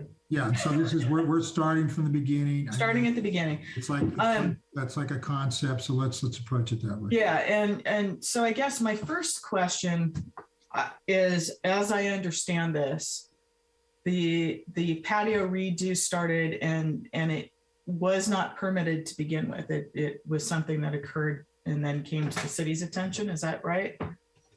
That is correct. Yeah, Okay. It was red tagged. Thank you. Okay, so given that and given what we know about, okay, what's going on at this point, I understand that the file does not necessarily have full information about the lot coverage prior to our knowledge of this project, which Marnie, you said that there was an addition to the house in the early 2000s. Is that correct? And, yes. And what was that addition to the house? It was a very small addition at the rear of the home. It was kind of that little bump out that we were looking at today with the flat roof on the tour. Okay. It was a very small addition. And did that permit include the deck that we saw? It did not. It included a deck and a terrace, but in a different configuration. Okay, and the city has plans as to what that deck and patio configuration were? Correct.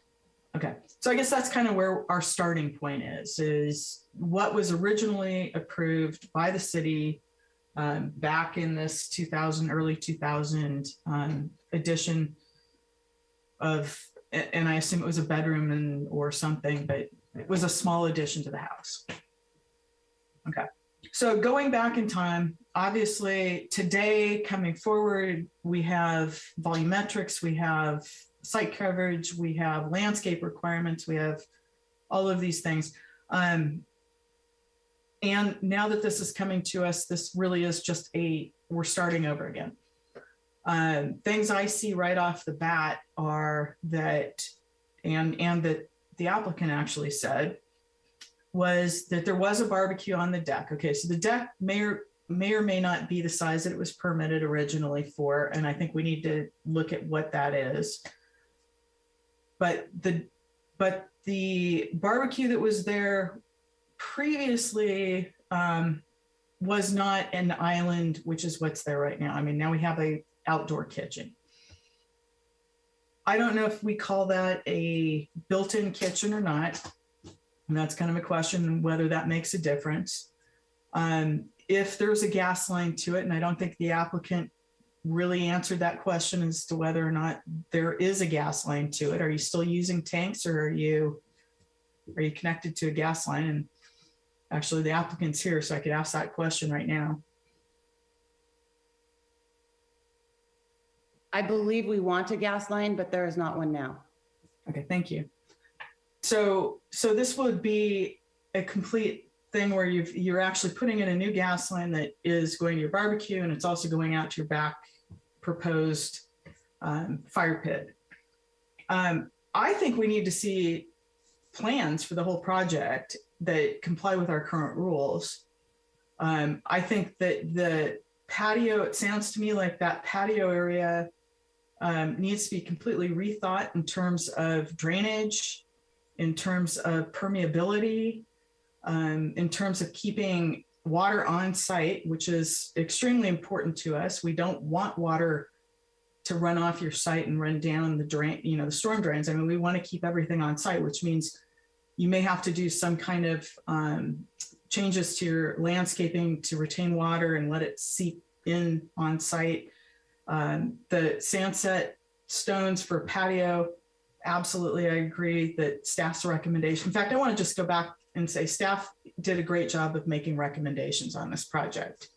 I'm completely in agreement with those, and I just think you have to step back in time and you have to do the right thing. You have an opportunity to step back and do the right thing. So that's, I think, where we need to go with this project. And I'm just going to end it at that. Thank you, Commissioner Locke. Commissioner Dells, would you like to? Yeah, and I'm still trying to process it myself. But so I think the biggest, in terms of the current, doing it from the other way, instead of going back to the beginning, it's like, okay, where are we now? And what we have is a lot, 4,000 square foot lot that has 90% coverage on it, if that number's close, Marnie. Yeah, that's a lot. That's you've taken 3,600 square feet of that lot and made it impermeable, and that's going to be a problem. And because the water has to go somewhere, and if you had come to this body, and I think normally this is a project that would just go to staff, but I think the approval would have been clear about about that coverage and about permeability versus impervious versus impervious, and that if you had said that you wanted to pour concrete and put flagstone over concrete, the answer would have been no. And therefore, their recommendation that you remove that seems appropriate. And I think the only defense that I would be interested to hear is, were you as an owner somehow misled by staff as to what you could do? And if so, at what point? Otherwise, I think their recommendations are right.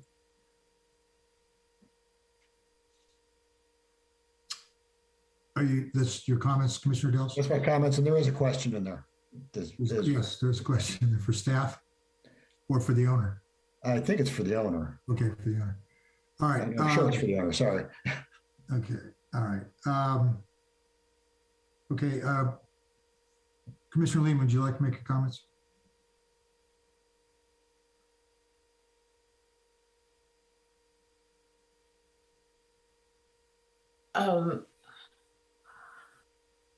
Yeah, I really, I think staff has really done a terrific amount of work trying to pull this thing together and going back into time, and I agree with them. The last thing I want to do is say you've got to jackhammer out that whole backyard, but I think doing all that without a permit, and unfortunately your contractor should have been guiding you a little bit better to get yourself to City Hall and take out a permit, or he should have taken out a permit, and there should have been drawings done, and that's really unfortunate. But I think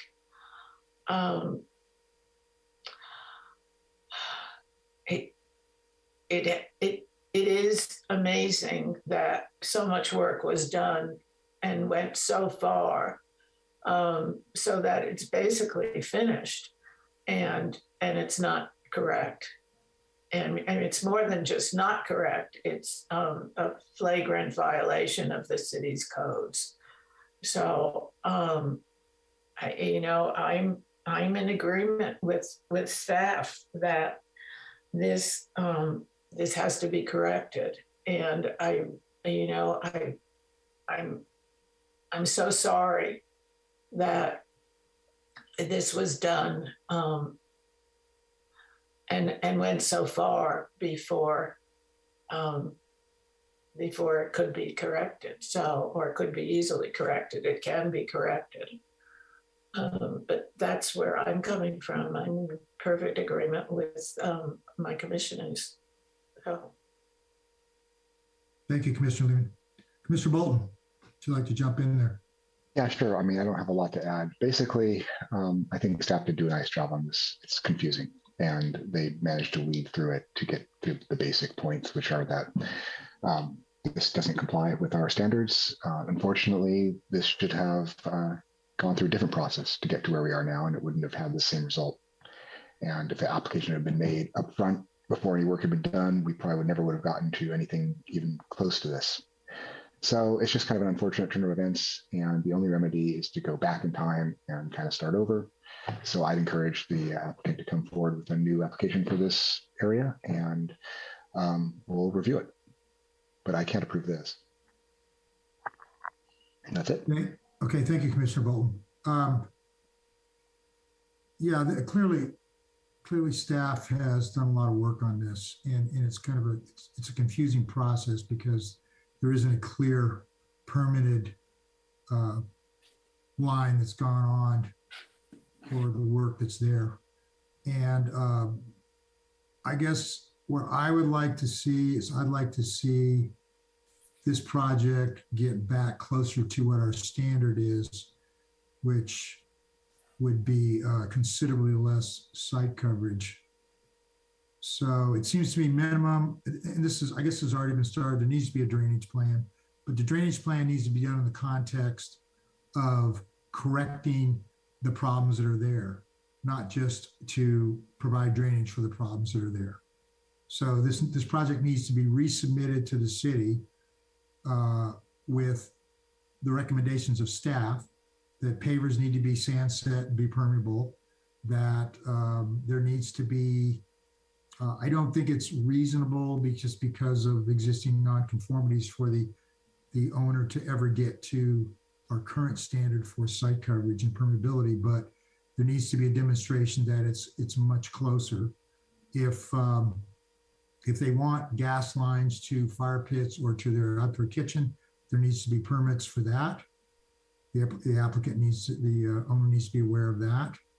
And there needs to be, it needs to be demonstrated on the part of the owner that they will stop doing unpermitted work.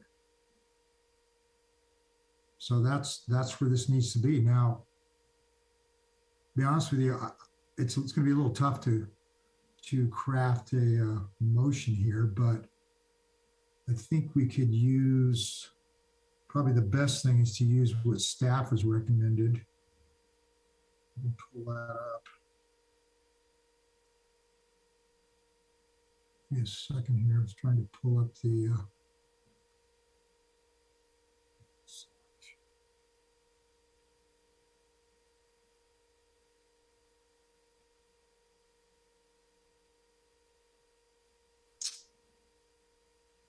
so let's see, staff response, reconstruction of the patio.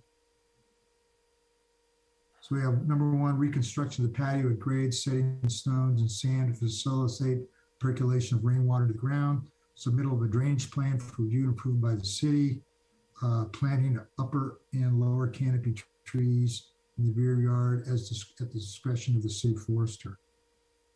And there's also requests for mitigation to the privacy of the neighbor to the south from the outdoor kitchen. Also, it's been asked of the commission whether or not we would give direction as to a 6-foot or 8-foot fence. I don't remember what the comments on that were.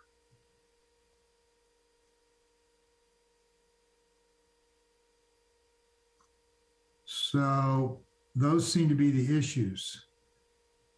I mean, I can tackle a motion, or somebody else, one of the other commissioners can do it. What are your feelings on that? Go for it. Go for it. That's what I thought you were going to say. Okay, I think the applicant should first of all provide a new plan that will conform to the site coverage in terms of the amount that's allowed and permeability.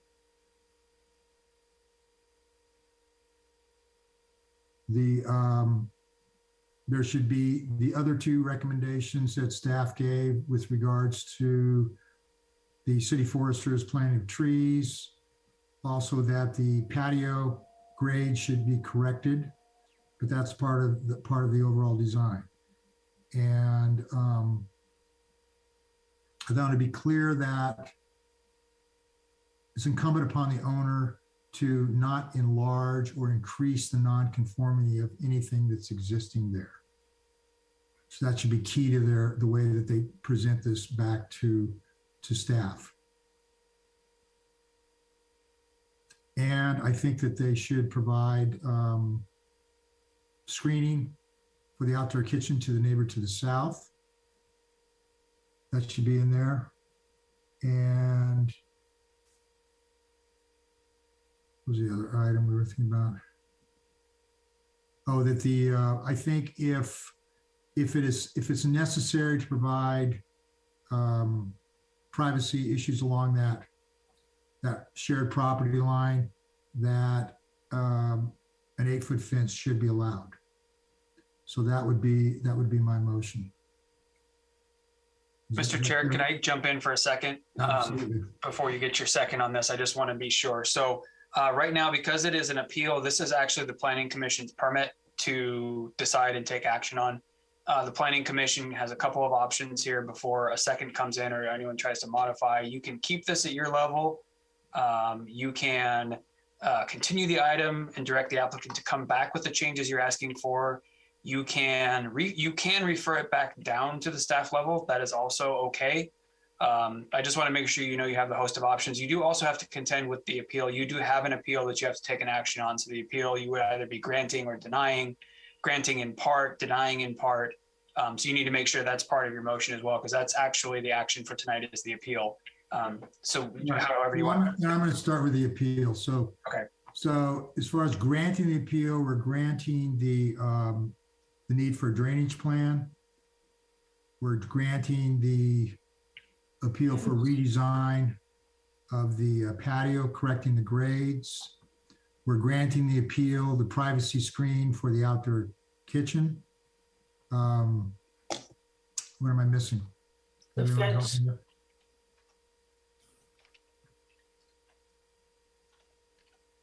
The appeal also wanted an 8-foot fence. Okay, we're granting the appeal for an 8-foot fence. I think that covers it. So that would be the appeal. So we have a second. Okay, is there any more discussion on the appeal? Question. We have the option of, as Brandon said, putting this back to staff as opposed to having it come back to us. Actually, Commissioner Dells, let me jump in. Thank you for saying that. So the fact that if the commission agrees that you'd like to have an 8-foot fence come back on the design, that has to be approved by the Planning Commission. That's not something staff can approve. So if an 8-foot fence is part of the motion, then it will be coming back to the Planning Commission. So I'd recommend that you hang on to it. Yeah, I assume this is going to be coming back to the Planning Commission. Okay. And that's my intent here. But what I'm trying to do here is to get this appeal out of the way so that we can we can move on to what I believe, really what we need to do is to bring, then to give direction to the owner that they bring this back with, with the support, honoring the conditions of the appeal and the other direction that they've been given by the planning commission, with the recognition that they will be back before us and we will be reviewing this again. So they need to follow our direction. Yeah, I would, Mr. Chair, then if that's your wish, I would recommend that your motion, you can certainly do what you like. I would recommend your motion actually would be to continue the item in total and not take action on the appeal.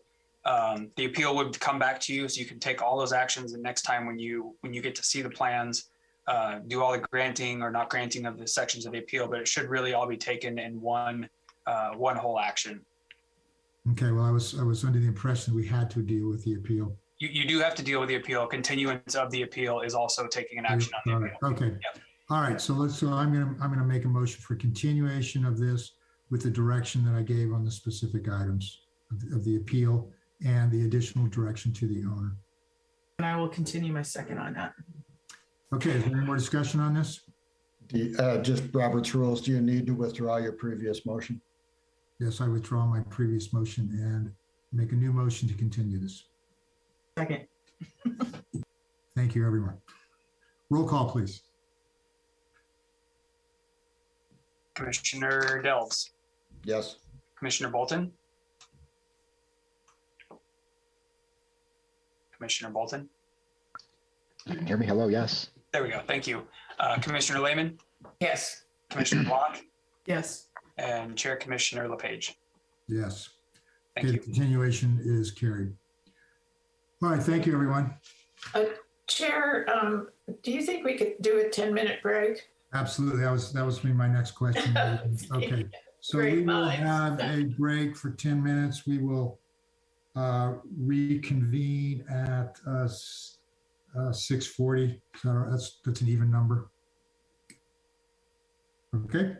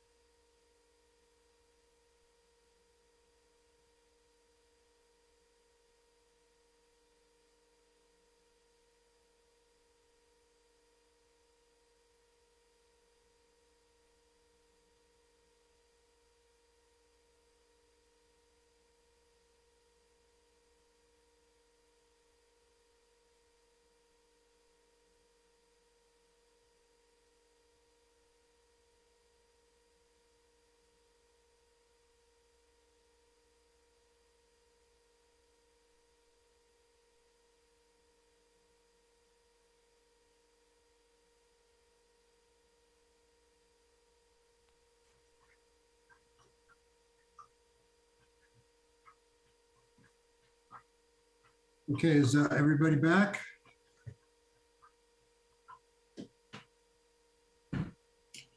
Yes. Okay, I'm going to reconvene the meeting. Can we have roll call, please? Certainly. Commissioner Bolton? Give him a second. Commissioner Delves? Here. Commissioner Lehman?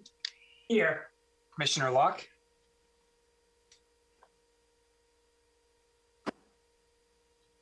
I see Commissioner Bolton. You can try to. Their name, I don't see their cameras on. Looks like, oh, there's Commissioner Bolton. Thank you. Chair Commissioner LePage. I know you're here. Commissioner Locke.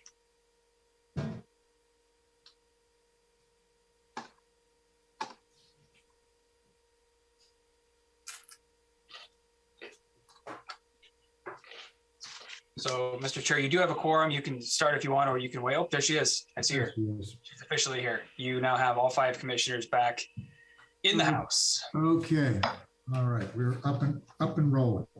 Okay, so we are on public hearing item number 7. This is a design study. It's DS21-224, the White Cox project application. It's consideration of a concept design study for additions to the historic Comstock studio totaling 247 square feet and a 267 square foot detached accessory dwelling unit located at the northeast west corner of Santa Fe Street and 6th Avenue in the R1 district. Can we have the staff report, please?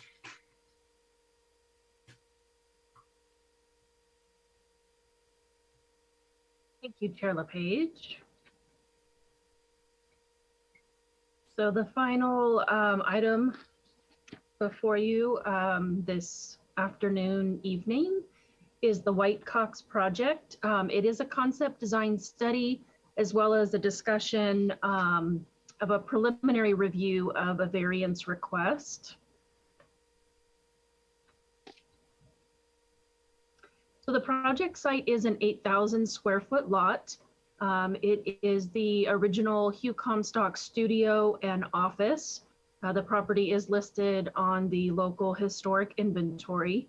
The existing residence is just over 1,600 square feet and has an attached garage on the east side of the house. The applicant is proposing additions totaling 240 square feet.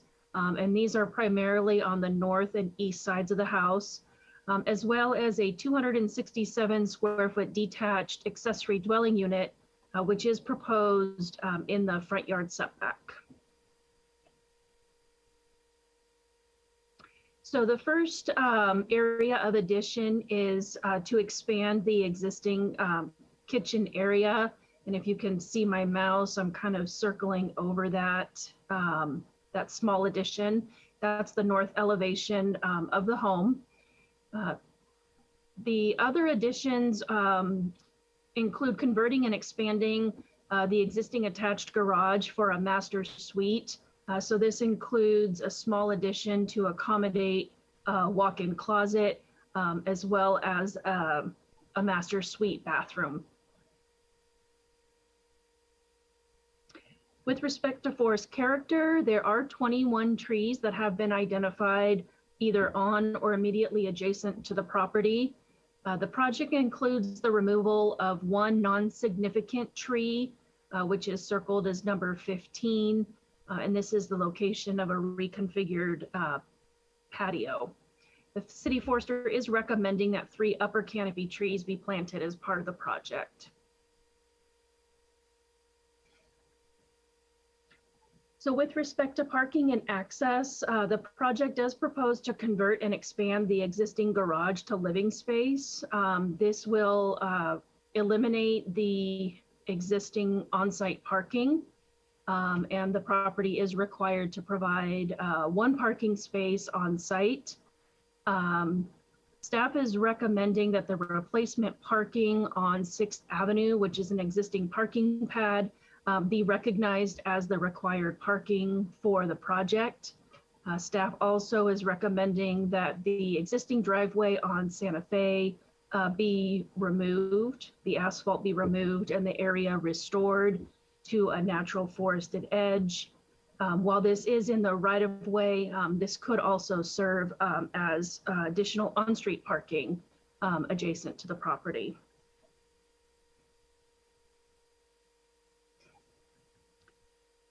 So the project also includes a couple of variance requests, and staff wanted to have a preliminary discussion with the commission about these requests before final details, just to gauge your support and whether we can proceed with these modifications. So the first one is a front yard setback reduction at the converted garage. The existing garage does encroach into the required setback. It is considered legal non-conforming. It was constructed, I believe, in the 1950s. The applicant is proposing to further encroach into that front setback, leaving 5 feet instead of 10 feet. Staff does support this variance request because even though the code defines the Santa Fe Street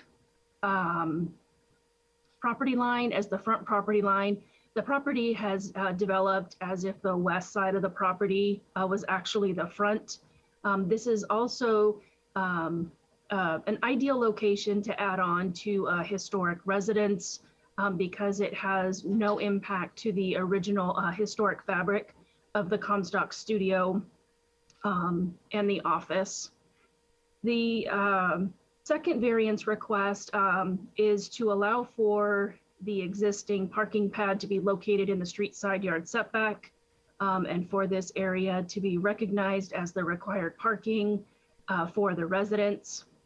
The third variance request is another front yard setback encroachment, which is at the proposed accessory dwelling unit. The applicant is proposing a 4-foot setback where a 15-foot setback is typically required. Staff also supports this setback variance because it places the accessory dwelling unit in a location that does not interfere with the historic integrity of the Comstock studio and office. I also should mention that the Historic Resources Board did review this project and did find that all the modifications were consistent with historic preservation principles, and they do have given their support of the project. So with respect to the accessory dwelling unit, so typically, as you're all pretty well aware now, state law requires that these be reviewed and approved ministerially. However, in this case, the accessory dwelling unit not only is located on a historic property, but it also would require approval of a variance, which is within the purview of the Planning Commission. So you do have an opportunity to review and exercise your discretion on this particular accessory dwelling unit. Again, it's 267 square feet in size. The proposed front yard setback is 4 feet, and that's off of Santa Fe. The applicant's proposing a 5-foot setback from 6th Avenue, and that does comply with the street side yard setback requirements, so no exception there. Again, this location was strategically chosen because of the topography and also the distance from the original historic fabric of the building. It sets it apart and really distinguishes it. So there's no confusion as to what is part of the historic fabric and what is new. Staff's recommendation this evening is that the Planning Commission accept the concept design study with the draft recommendations of approval and also provide some feedback and direction to staff on the variance. And that concludes my presentation. I'm happy to answer any questions. Other questions for staff from the commissioners? I have a question. Mr. Bolton? Marnie, could you please remind us what the findings would need to be in order to support a variance eventually? I'm not your specific findings for these, but I mean, I just want to get the code language for people to understand what we need to do in order to approve a variance. I might need to ask for some assistance because my Adobe program is freezing up on me and I can't get to that information. Brandon, could you help us out? I'm on it. Give me a second. Thank you, Raj. Say, I just wanted to get I apologize. just so everybody understands what we'll be asking. All right, what will Marnie, be I'm asked taking of over the us. screen. I'm taking over the screen, Marnie. Okay. All right. All right. Can everybody see my screen here? Yes. So this, Can you make it a little bigger? I can. Where did it go? There we go. Yep. So these are the findings that have to be made in order to grant a variance. And it's not one, it's all. Do you need me to read them or are you comfortable seeing them on the screen? I don't have a problem with reading them. I don't know what you want for the record. I just wanted to make sure everybody understood what the requirements were in order Yeah, to grant a variance. I'll summarize them then just quickly. Just summarize them. Yeah, there's 1, 2, 3, 4, 5, 6 findings that have to be made. The first one is that there's a special physical circumstance that's unique to the property and that applying the zoning ordinance is going to deprive the property of privileges that others will enjoy. The second one is that the variance is not a special privilege being granted, inconsistent with limitations on other properties in the area. The third is that a variance is not detrimental to an adjacent property. The third is that the condition or the situation of the property in which the variance is granted is not so general or broad that it would be essentially create a formulation of a regulation or some sort of precedent. The fifth one is that the situation for the variance will not result in the action of the existing or any prior owner of the property. It was not the result of actions of a previous. So you can't just have something that was done by a previous owner and then need to get a variance for it.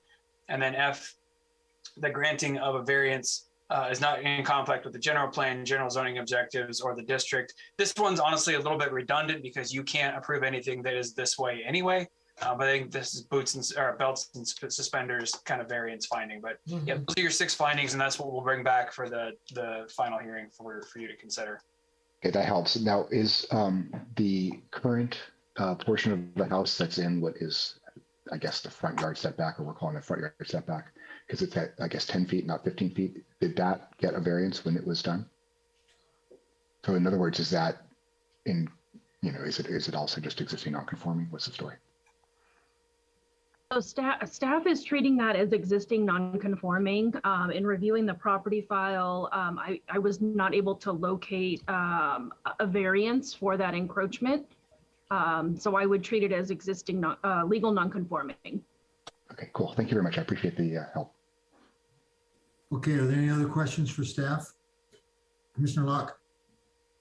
This might be kind of a dumb question, but so in this case, we've treated this property as Santa Fe being the front of the property and 6 being the side of the property. Mm-hmm. Is there some way that the city can acknowledge that switch on setbacks, or is that just something that we just ignore and grandfather in and continue to make variances? The code is very specific in defining what constitutes a front property line. And when you have a corner lot, it is always the shorter of the 2 property lines. The only situation that I'm aware of in which the Planning Commission can establish different setbacks for property lines is really on irregularly shaped lots. And this is really 2 standard 4,000 square foot lots. So the variance process really is the tool that's available to us to modify setbacks. Thank you, Mari.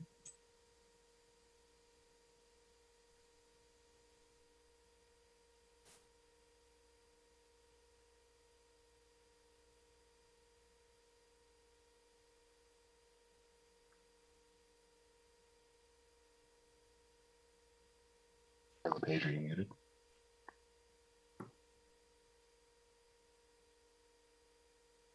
It appears we might have lost. Can you hear me now? Oh, there we go.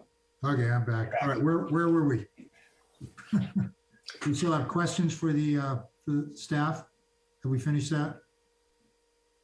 I don't know if we have any more questions from commissioners. We might be ready to open the public hearing.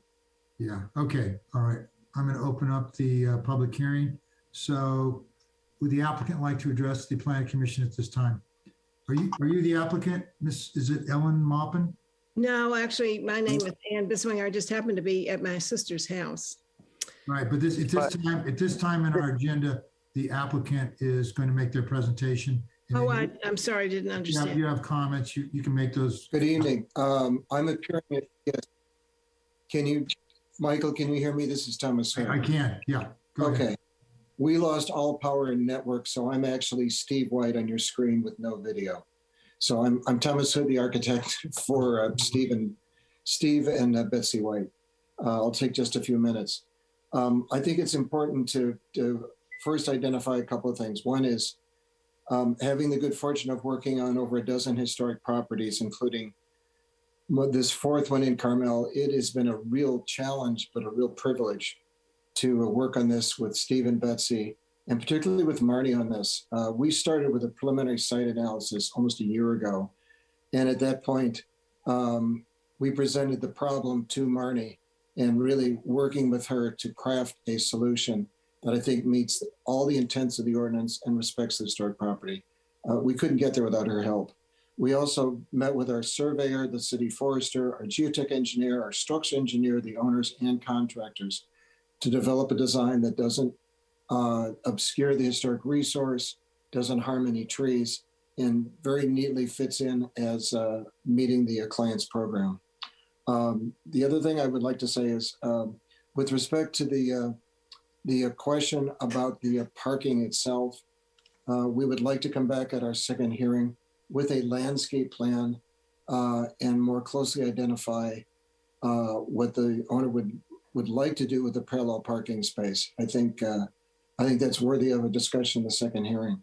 For tonight, we're very excited to get your feedback on how we have essentially managed to work within the official guidelines, not only of the city of Carmel, but also the technical preservation services. And I just wanted to ask the chair if he's in receipt of the letter from Gail Hatter from Lombardo's office dated February 3rd.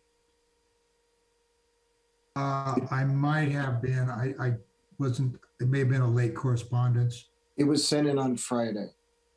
I know I've seen it, Michael. I've seen it. Okay, all I just want to conclude is I think a key statement. Gail does go into detail about making the 6 findings, and staff can help me. I can recap those after your feedback.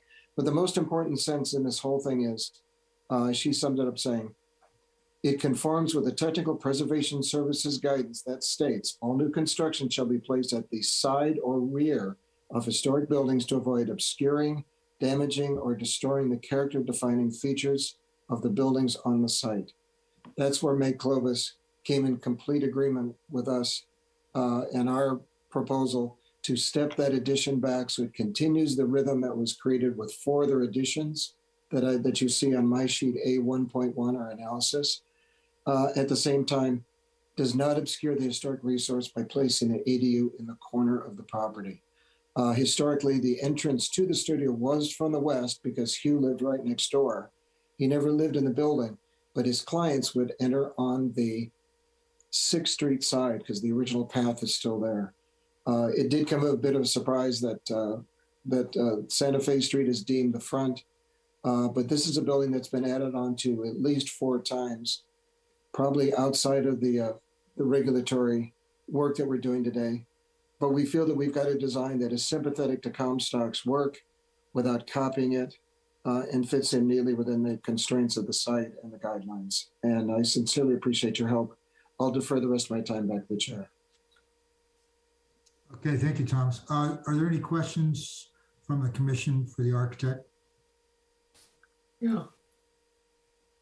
Okay, thank you, Thomas. All right, at this time, we'll take comments from the public. So is it Ellen Maupin? No, it's Ann. Ann.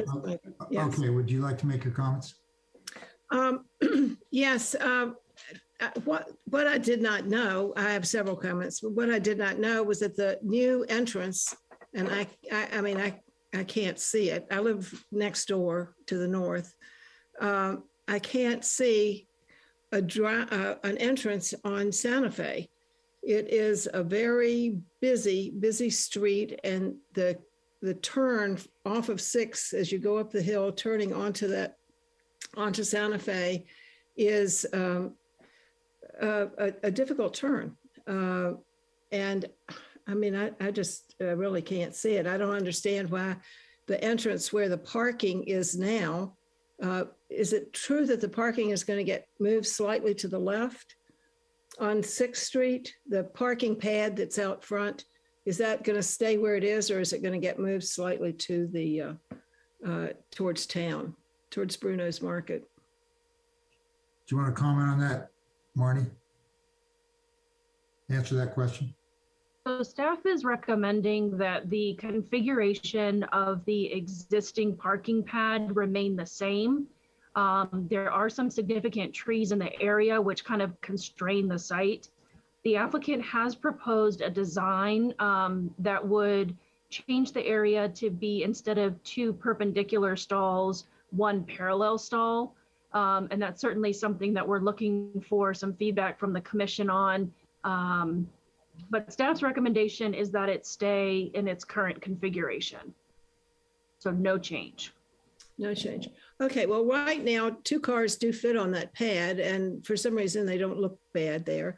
And there is, on the Santa Fe side of the street, there is, I thought, an easement that was fairly permanent that has a drainage ditch, whatever you call it, covered drainage that takes the water from Santa Fe Street, which can be significant, down through, this drainage ditch, for lack of a better word. And I was under the impression that the people who lived there prior to the current tenants had some kind of arrangement with the city, because they paid for this drainage ditch, that it would stay a little green space, and it would remain pretty much the way it is in perpetuity. So that's my first question and concern. I cannot actually see, I just can't imagine the entrance, that being the entrance. That's the 40-foot, part of the lot. And they're going to have an addition on the garage, and then they're going to have this big, it looks fairly big ADU unit. So, I mean, I don't know. I just can't imagine how it would work. I would like to see it in a drawing. But my other concern is that I don't understand why the roof line on this proposed garage addition has to be raised. It blocks somewhat my view from my front little study, and it blocks my not all of my view, but it blocks it enough that I just don't see any purpose for it. And also tonight I found out that there's going to be there's a proposed addition to the kitchen, and I'm not seeing where there's room for that. It's a pretty narrow walkway back of the Comstock studio between their property and mine. And I just, are they encroaching on the 3 feet limit? So I would like some answers to those 2 things. Why does the roof line, which is pitched anyway, why does the roof line have to be taller? And I can't see any reason for it. And what is, yes, the addition to the kitchen, I have some questions about whether that it has to have some kind of easement back there, or there's plenty of room for it. Okay, thank you, Mrs. Maupin. We'll get those questions answered for you during the course of our discussion. Okay. Thank you. Is there anyone else from the public that would like to address the planning commission regarding this? Yeah, can you hear me okay? We can. You want to give us your name just so we know? Yeah, I'm Kevin Varner. We own the house directly across the street from the Comstock studio. So we're just on the other side of 6th. And the additions from my perspective look great. Only concern I have is from our dining room, our house sits sort of above their residence. And when we look from our house from the dining room, obviously we see the which is not the front, I guess, but which is the 6th Street side or the long side of their house, which is kind of it's a very tasteful view of a historic home in Carmel. And the addition of the ADU, I'm just not sure how that changes our view, because they'll be viewing it from their home looking out at the front of the ADU, which may have some architectural features that are very appealing. And I just don't know from our side of the street what it would look like. And I just want to be sure there's some aesthetics that are pleasing from the street side, not just looking at the back of an ADU.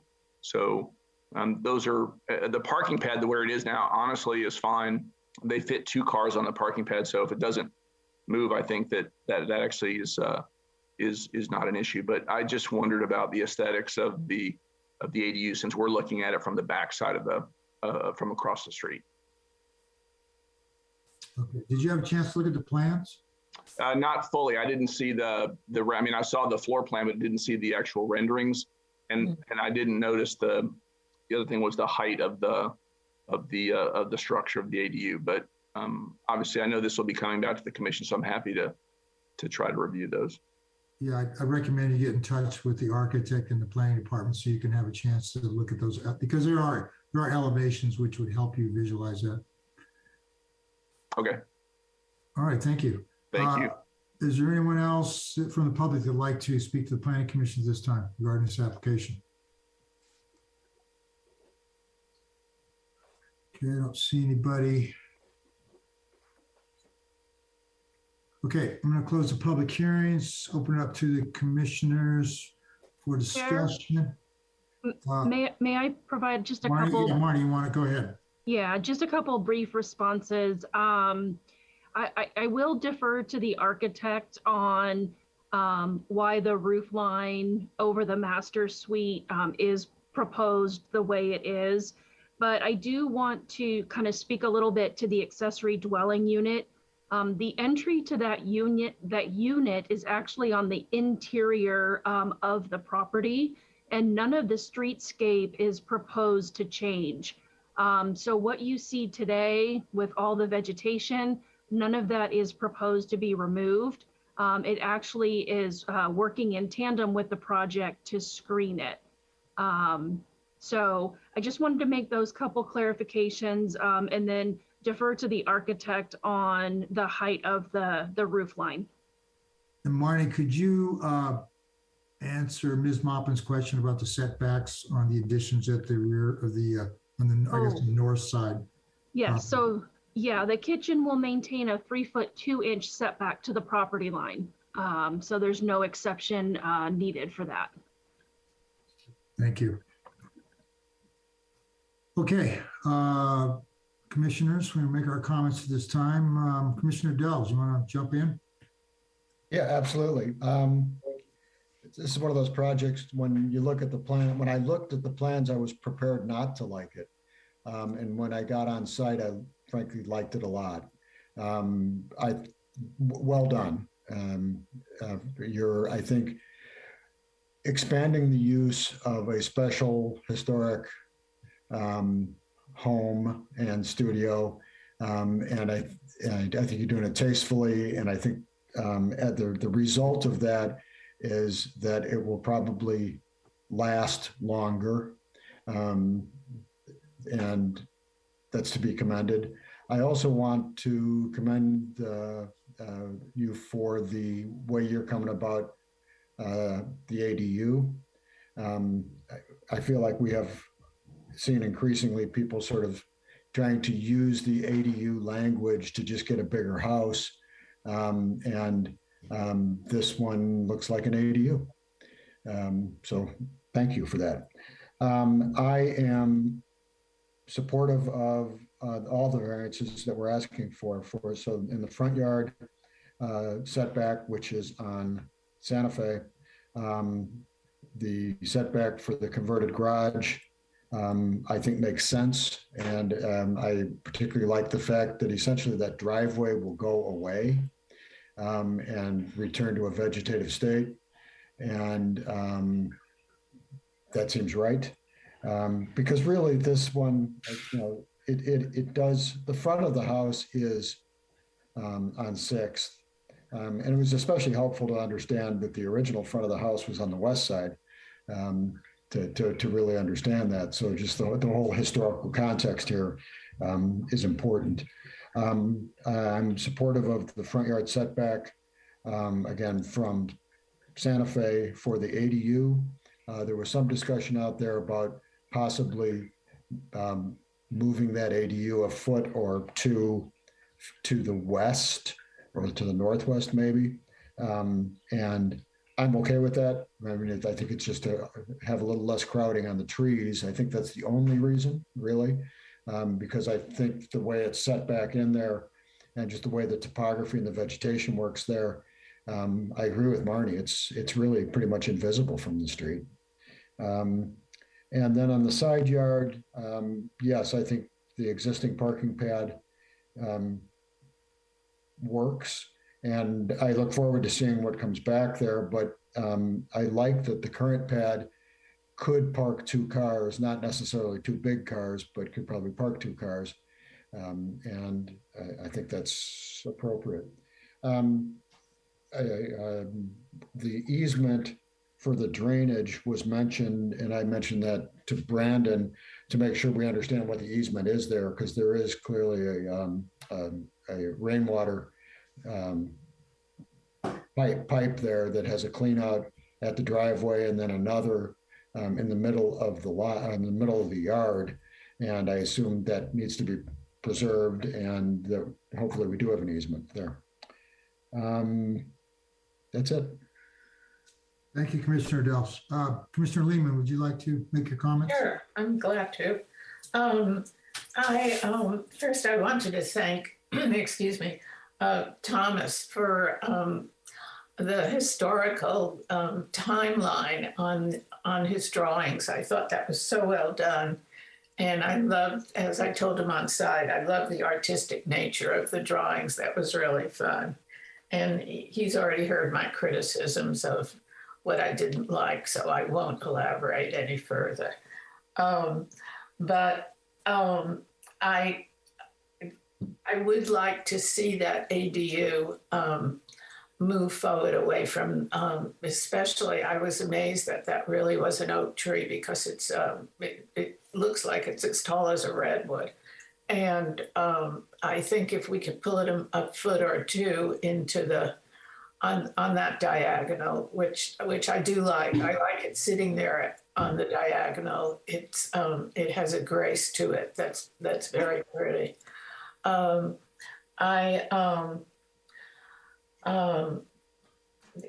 think the parking is fine. I think even if they pulled in those cars on a diagonal, it would be even easier to back out onto 6th.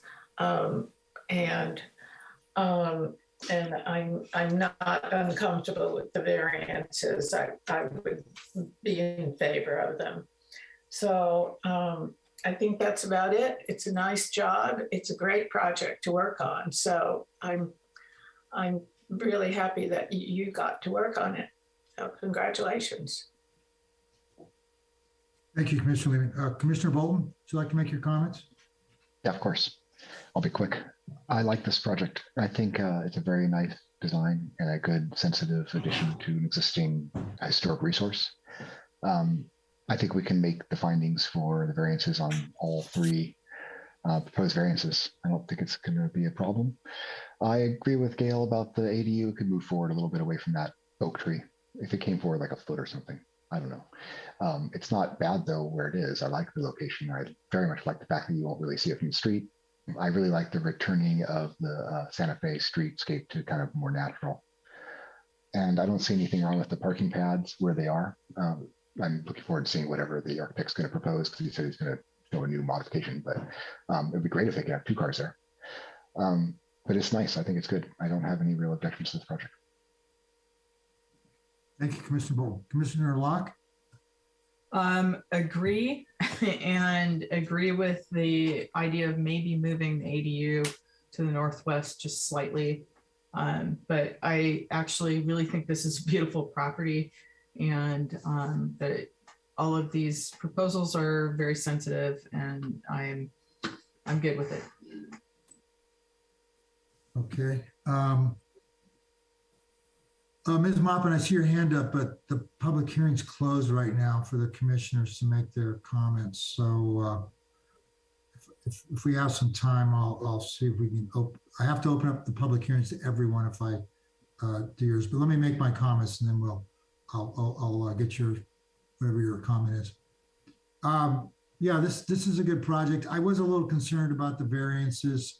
I'm glad that Commissioner Bolton asked the director to read that. It just helped me reassure myself that they're not having special privilege here, or this isn't, they have a hardship. And I think what is important here is the historicity of this particular property. This is, if there ever was a historical property in our community, this is certainly one of the Comstocks. In his work, what he did really defined a lot of early Carmel and created a lot of its notoriety too. So yeah, I'm in favor of this, and I think Thomas, as usual, has done a very, very creative and excellent job on the plans. So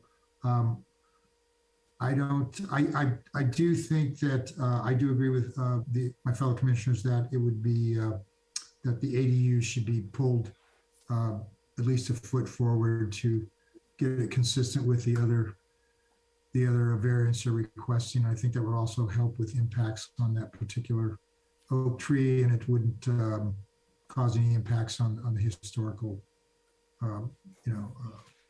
structure that's already there. So having said that, we have a resolution. Do we have any additions to the resolution? I can pull that up real quick, hopefully.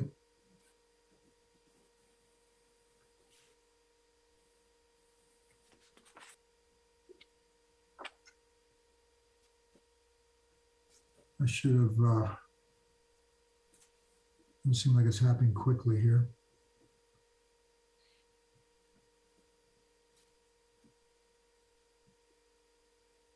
It's not happening at all.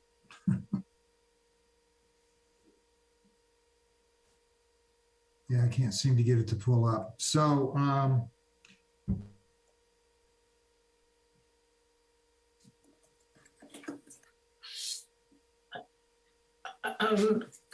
Chair LePage, I can give you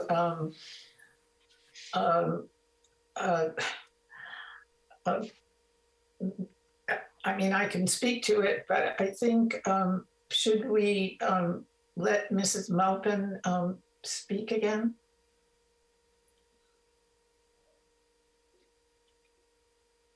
Oh. Okay, can you hear me now, Gail?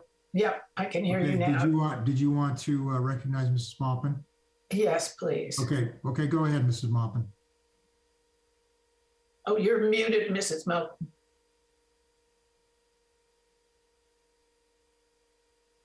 The lower left. You have to unmute your screen there. There's a. Yeah. Can you hear me now? Yes. This is something that you can only know if you've lived in that neighborhood. And I just wanted to point out to the commissioner and to the architect that side of the Santa Fe side of the street, the driveway that presently goes down to the garage can flood very, very badly from the properties across the street if there is a really wet year. It's possible. The maid that used to work for the people that lived there before came over and got us when we had just moved in because the entire house had flooded. And so something ought to be, and all the rugs had to be pulled up, and she didn't know where to go, so she just went next door, and it was truly a mess. So something ought to be done to mitigate that when that side yard is considered. And you can only know that it has that history if you've lived there, and no one else would be aware of it. So I think that everybody ought to take a look at it, investigate how that's going to go right into their master bedroom. And so I don't know if they want a retaining wall or what they want to do and how they would divert that water, but it comes racing down the driveways across the street. And it truly floods the whole house if we have a really serious rain. Thank you, Ms. Maupin. Is there anyone else in the public that would like to make any comments to the Planning Commission? This is Thomas. Do you want me to respond to Ms. Maupin's question? You can at this time, yes. Okay. Ms. Maupin, thank you for your background about drainage on that site. That's really greatly appreciated. From your property, your question was about the roof as viewed from your yard or from your living spaces that are what, about 12 feet higher? What was my living space? Your living space is actually up on your second story, is that correct? No, that is actually, I own 2 lots, and the second, I do not live in the 2-story is both of them are rentals. Oh, I see. A little cottage above that. Yeah, okay. Oh, I understand that. Yeah, I observed that when I hand delivered the notices. The increase in height is really pretty simple. The existing garage has what's called a 6-foot plate height, wall height of 6 feet, which means that we actually can't access where we're putting the 3-foot addition on the back without adjusting the roof height slightly. The increase in height is about 14 inches over the existing.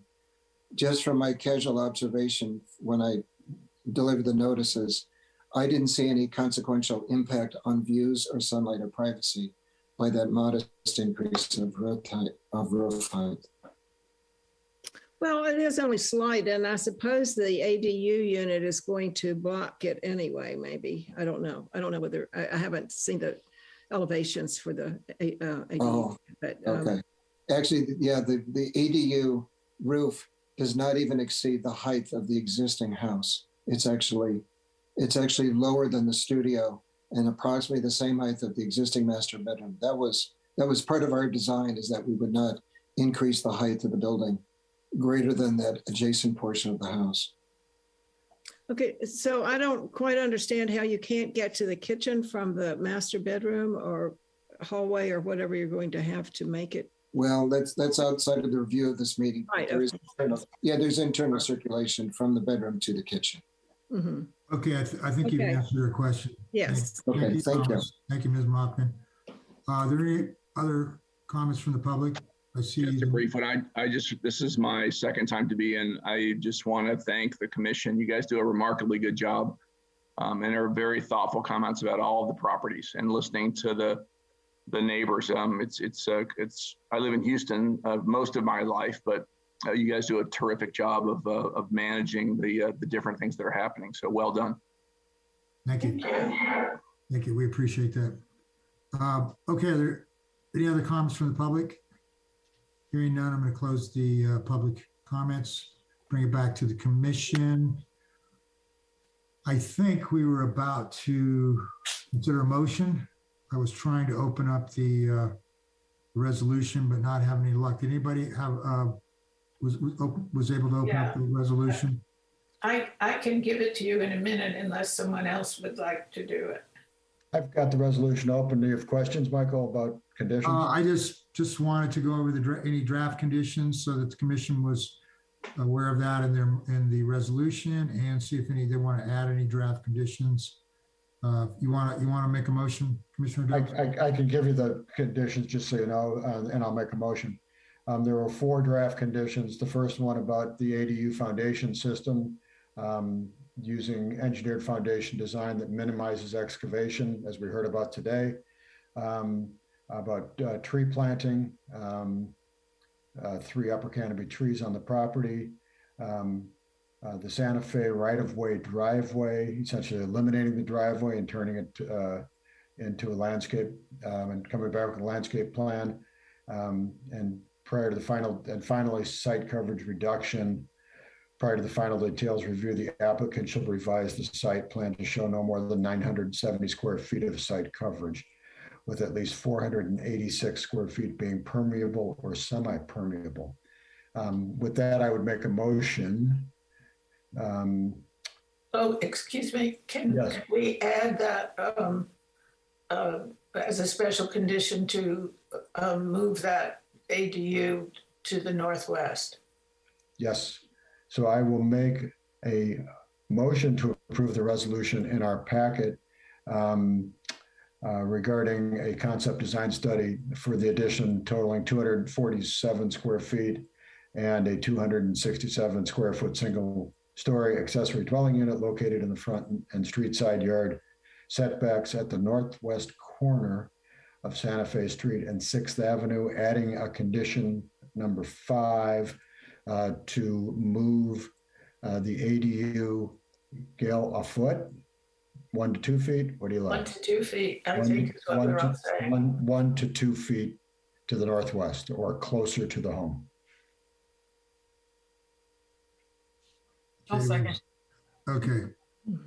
All right. I just want to discuss one other item that I saw out there that I forgot to bring up earlier. There are 3 really large rocks in the right-of-way along Santa Fe.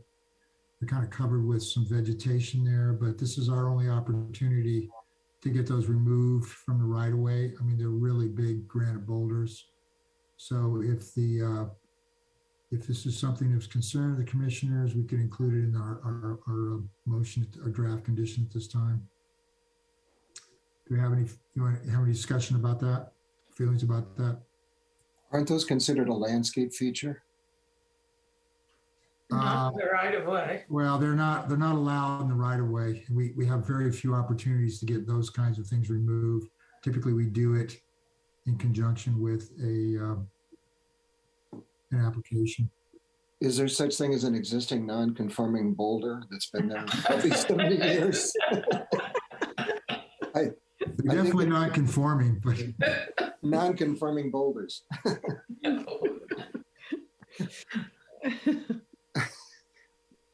That's okay. I'd like to see him out of there. Okay, I'm happy to add another condition. So to revise my motion, to add condition number 6, to remove the legal non-conforming boulders from the right-of-way. I don't think you should use that language. I won't. Just to remove 3 boulders from the right-of-way. 3 specific boulders. Yes, and I'll second that. Okay, is there any further discussion? Okay, hearing none, roll call, please. Commissioner Bolton? Commissioner Delves? Yes. Commissioner Lehman? Yes. Commissioner Locke? Yes. And Chair Commissioner LePage? Yes, okay, the motion is carried. So thank you, everyone. That concludes our public hearing. So we have, thank you. Thank you. So we haven't, I don't see anything here. Going to make a report to us? If you'll let me, I got a couple things to tell you. Okay, good. All right. So I guess first I want to start, as I always do, thanking the commission. Good job tonight. Another nice round of projects. I also want to recognize Marnie. It was definitely the Marnie show tonight, and she did a lot of work. Each of those projects were very difficult, heady, complicated planning projects. Some of them made more complicated by the fact that they were after the fact. So I just want to recognize Marnie for doing a great job tonight. So good job, Marnie. I want to let you know that we made an offer to a building inspector to fill that position, and they have accepted. So we're just going through the background check and references and all that right now. But assuming that all pans out, we should have our new building inspector in the next few weeks, which is just going to be all kinds of wonderful because it frees up Jermel to be doing building official stuff. We get more productivity. We can send less things out to our contract plan review. It's just all kinds of great. So we're really excited about that. There we go. Looking at the wrong page. we did lose Margie. She went back to her old position in community activities. We will have our temporary hire showing up here next Monday, the 14th. Her name is Leah. She's wonderful. I got a chance to interview a few temp hires, and she stood out head and shoulders above. All the rest were great too, but she really did a wonderful job. She has at least so far indicated she's interested in applying for the job when it comes open. So we'll be recruiting for that soon. So she may find herself here permanently, but for the time being, you'll get to meet her at the next planning commission. We did interviews today for associate planners. I'm giving you all of my staffing updates. I'm really excited. We had interviews today for our associate planners, so our 4th planning position. This is the one that City Council added for us, which is great. That's been long range planning. All those things that we need to do, ordinances, paid parking, zoning design guideline updates, historic stuff. These are long range planning type of things. So I had 7 candidates we interviewed today, all of whom were very qualified. So that's coming to an end soon.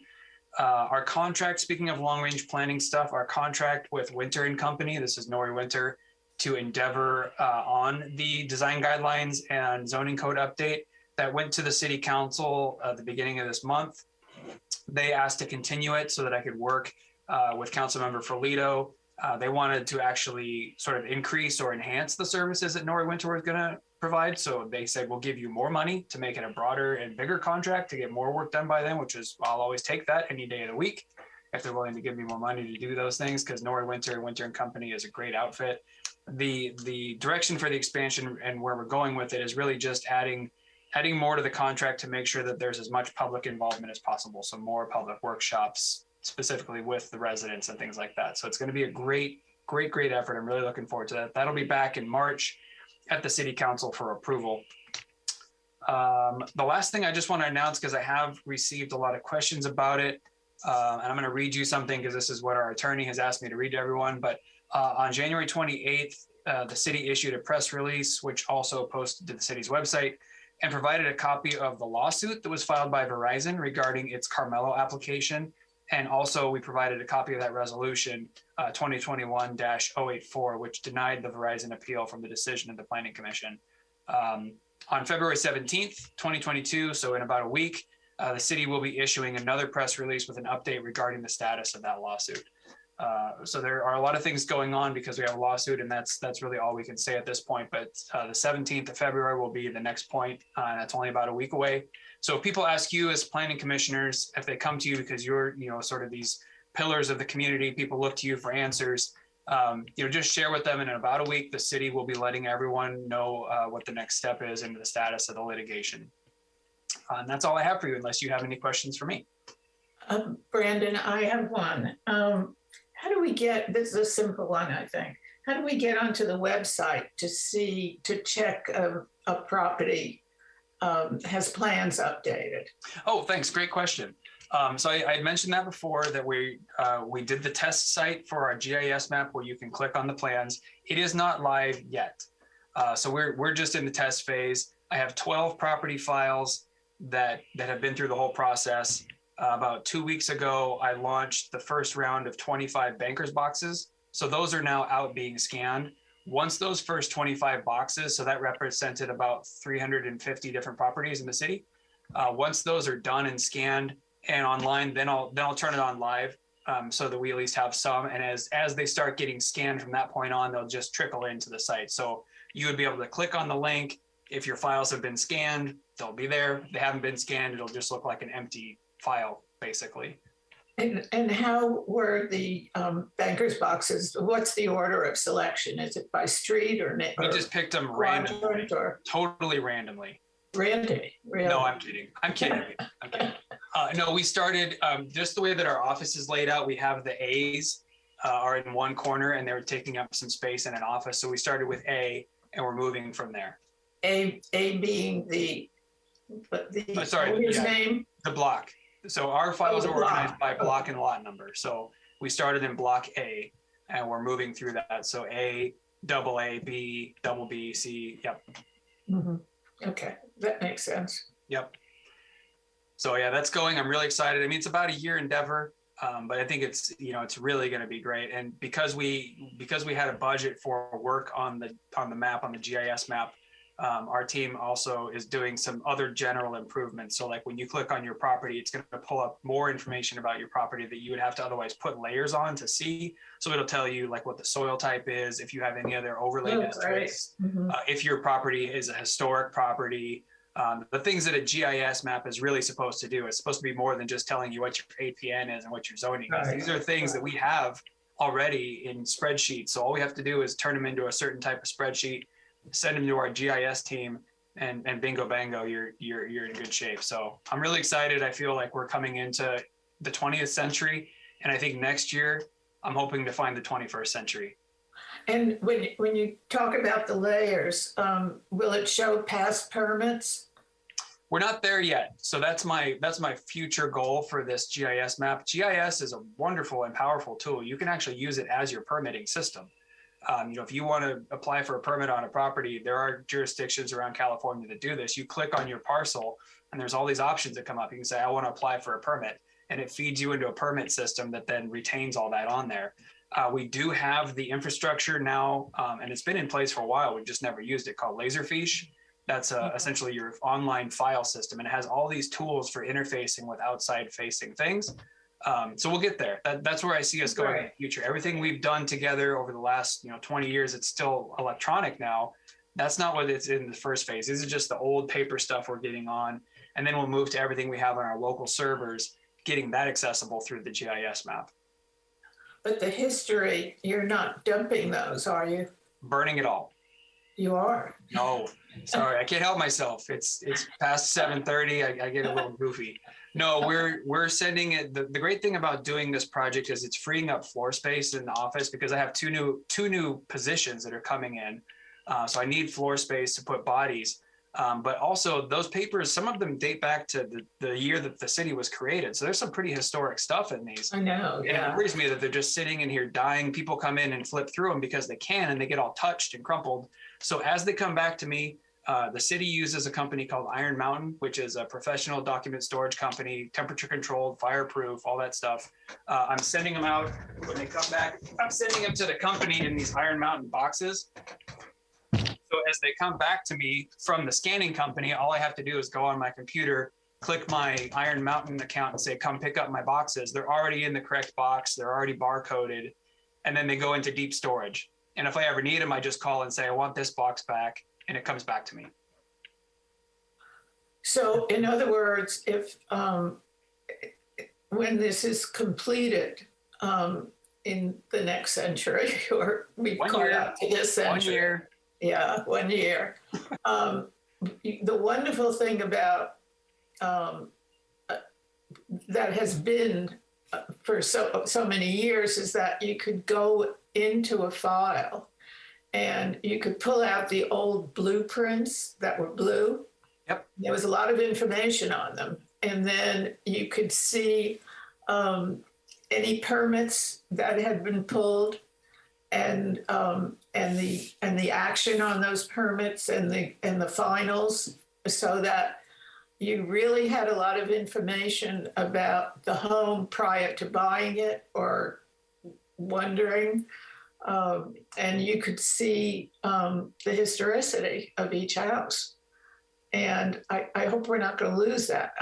I'm concerned that if it goes into. Let me allay your concerns, because every single piece of paper that exists in these files physically in my office is available digitally now at the touch of your finger, any time of day. Like, I think I've used the analogy many times, 11 o'clock at night in your pajamas eating ice cream. Right. And the quality of the scan is so high that you can zoom in. I mean, we've got, I can show you maybe next time, or I can send you an email to one of the test ones, but we have those, actually some of them that have been scanned are those original blue ones. And you can zoom in and see, the handwriting. And the nice thing about it too is once every document is scanned in there, they do something called OCR or ocular, I think it's optical character recognition. And that's how you control F. That's how you search for words in documents. So you can have 300 of these. Oh, that's great. Yeah. You just type in the word fence. It'll pull up every document that's been scanned that has the word fence in it. And so you can search that way. It actually, I promise it's going to be a lot better, a lot easier. We still will always have access to these papers if we really need them. But everything, including the big 24 by 36, they're all being scanned and put onto this GIS map. Okay, sounds great. Yep. Terrific. Okay, everyone. I want to thank you all for a great meeting, all your comments, and walking me through my technical difficulties. I think I'm going to apply for a permit to put a cell tower on my property. That'll be real popular. Michael, can I bring up one point? Absolutely. I mentioned this to Michael today, but I wonder, and this is just to introduce the topic, if there is appetite in this group well, it's 7:40, imagine it was 5:40. Starting our meetings a couple hours earlier. Well, we've got a couple of people that are full-time employed. And Yeah, I work. That's not going to work. That's why I'm asking, Chris. Yeah. And I think Commissioner Delves, I think we've talked about that before. It is a good idea. And you always have that balance of then not only you as commissioners that have full-time jobs, but also the public that wants to be a part of these meetings. You know, the cities and jurisdictions deal with this all the time. When I worked at the county, they had daytime meetings. So the planning commission for the county actually started this morning at 9 a.m. That's when they do their planning commission meeting. So it's a balance we have to decide to strike. And so if we did decide, if the planning commission did want to start going that way, I would say it would be a good idea to do some sort of like workshop and get feedback from the public too. I wouldn't just make that call just with ourselves. That's great. I have experience with moving more meetings earlier, and that experience was that the public was delighted, and the professionals involved were delighted. And to Chris's point, the challenge was, in our case, one or two city commissioners, town commissioners, because this was for the town council, who had full-time jobs during the day that they couldn't make that work. So, I have a question. I actually would be supportive of that for a couple reasons. And I do understand that those of us who are full-time employees would have to adjust our schedules. But I think it also provides an added opportunity for public participation in the sense that we do have an aging population, and a lot of times it's difficult for them to come to an evening meeting, and especially when we do go back to meeting in person on our dark and sidewalkless streets, that it could potentially make it easier for participation. So it might be something to bring forward and talk about. And Brandon, you mentioned a workshop, and maybe that is a way to approach it. But I mean, I can adjust my schedule, and you know, if the commission would like to, I mean, that's part of what this director report is about. I mean, it's kind of a referral. So if the commission would like to refer me to bring an item back next time to talk about the hours, we can do that. We would agendize it, then the public could participate. One of the outcomes could be that we do some sort of public survey. I mean, I'm pretty handy with doing surveys. We could do a survey that runs for 30 days and see what the public thinks. You tell me if the commission, as sort of like a straw vote, wants me to agendize this for, you know, the next or one of the next few hearings. I am happy to do that, and we can have that conversation. Do we want to take a straw vote now on this, commissioners? Yeah, why not? I'm supportive. I'd be totally curious to see what our public. So Commissioner Delves and Locke are supportive. Commissioner Bolton, how do you feel about it?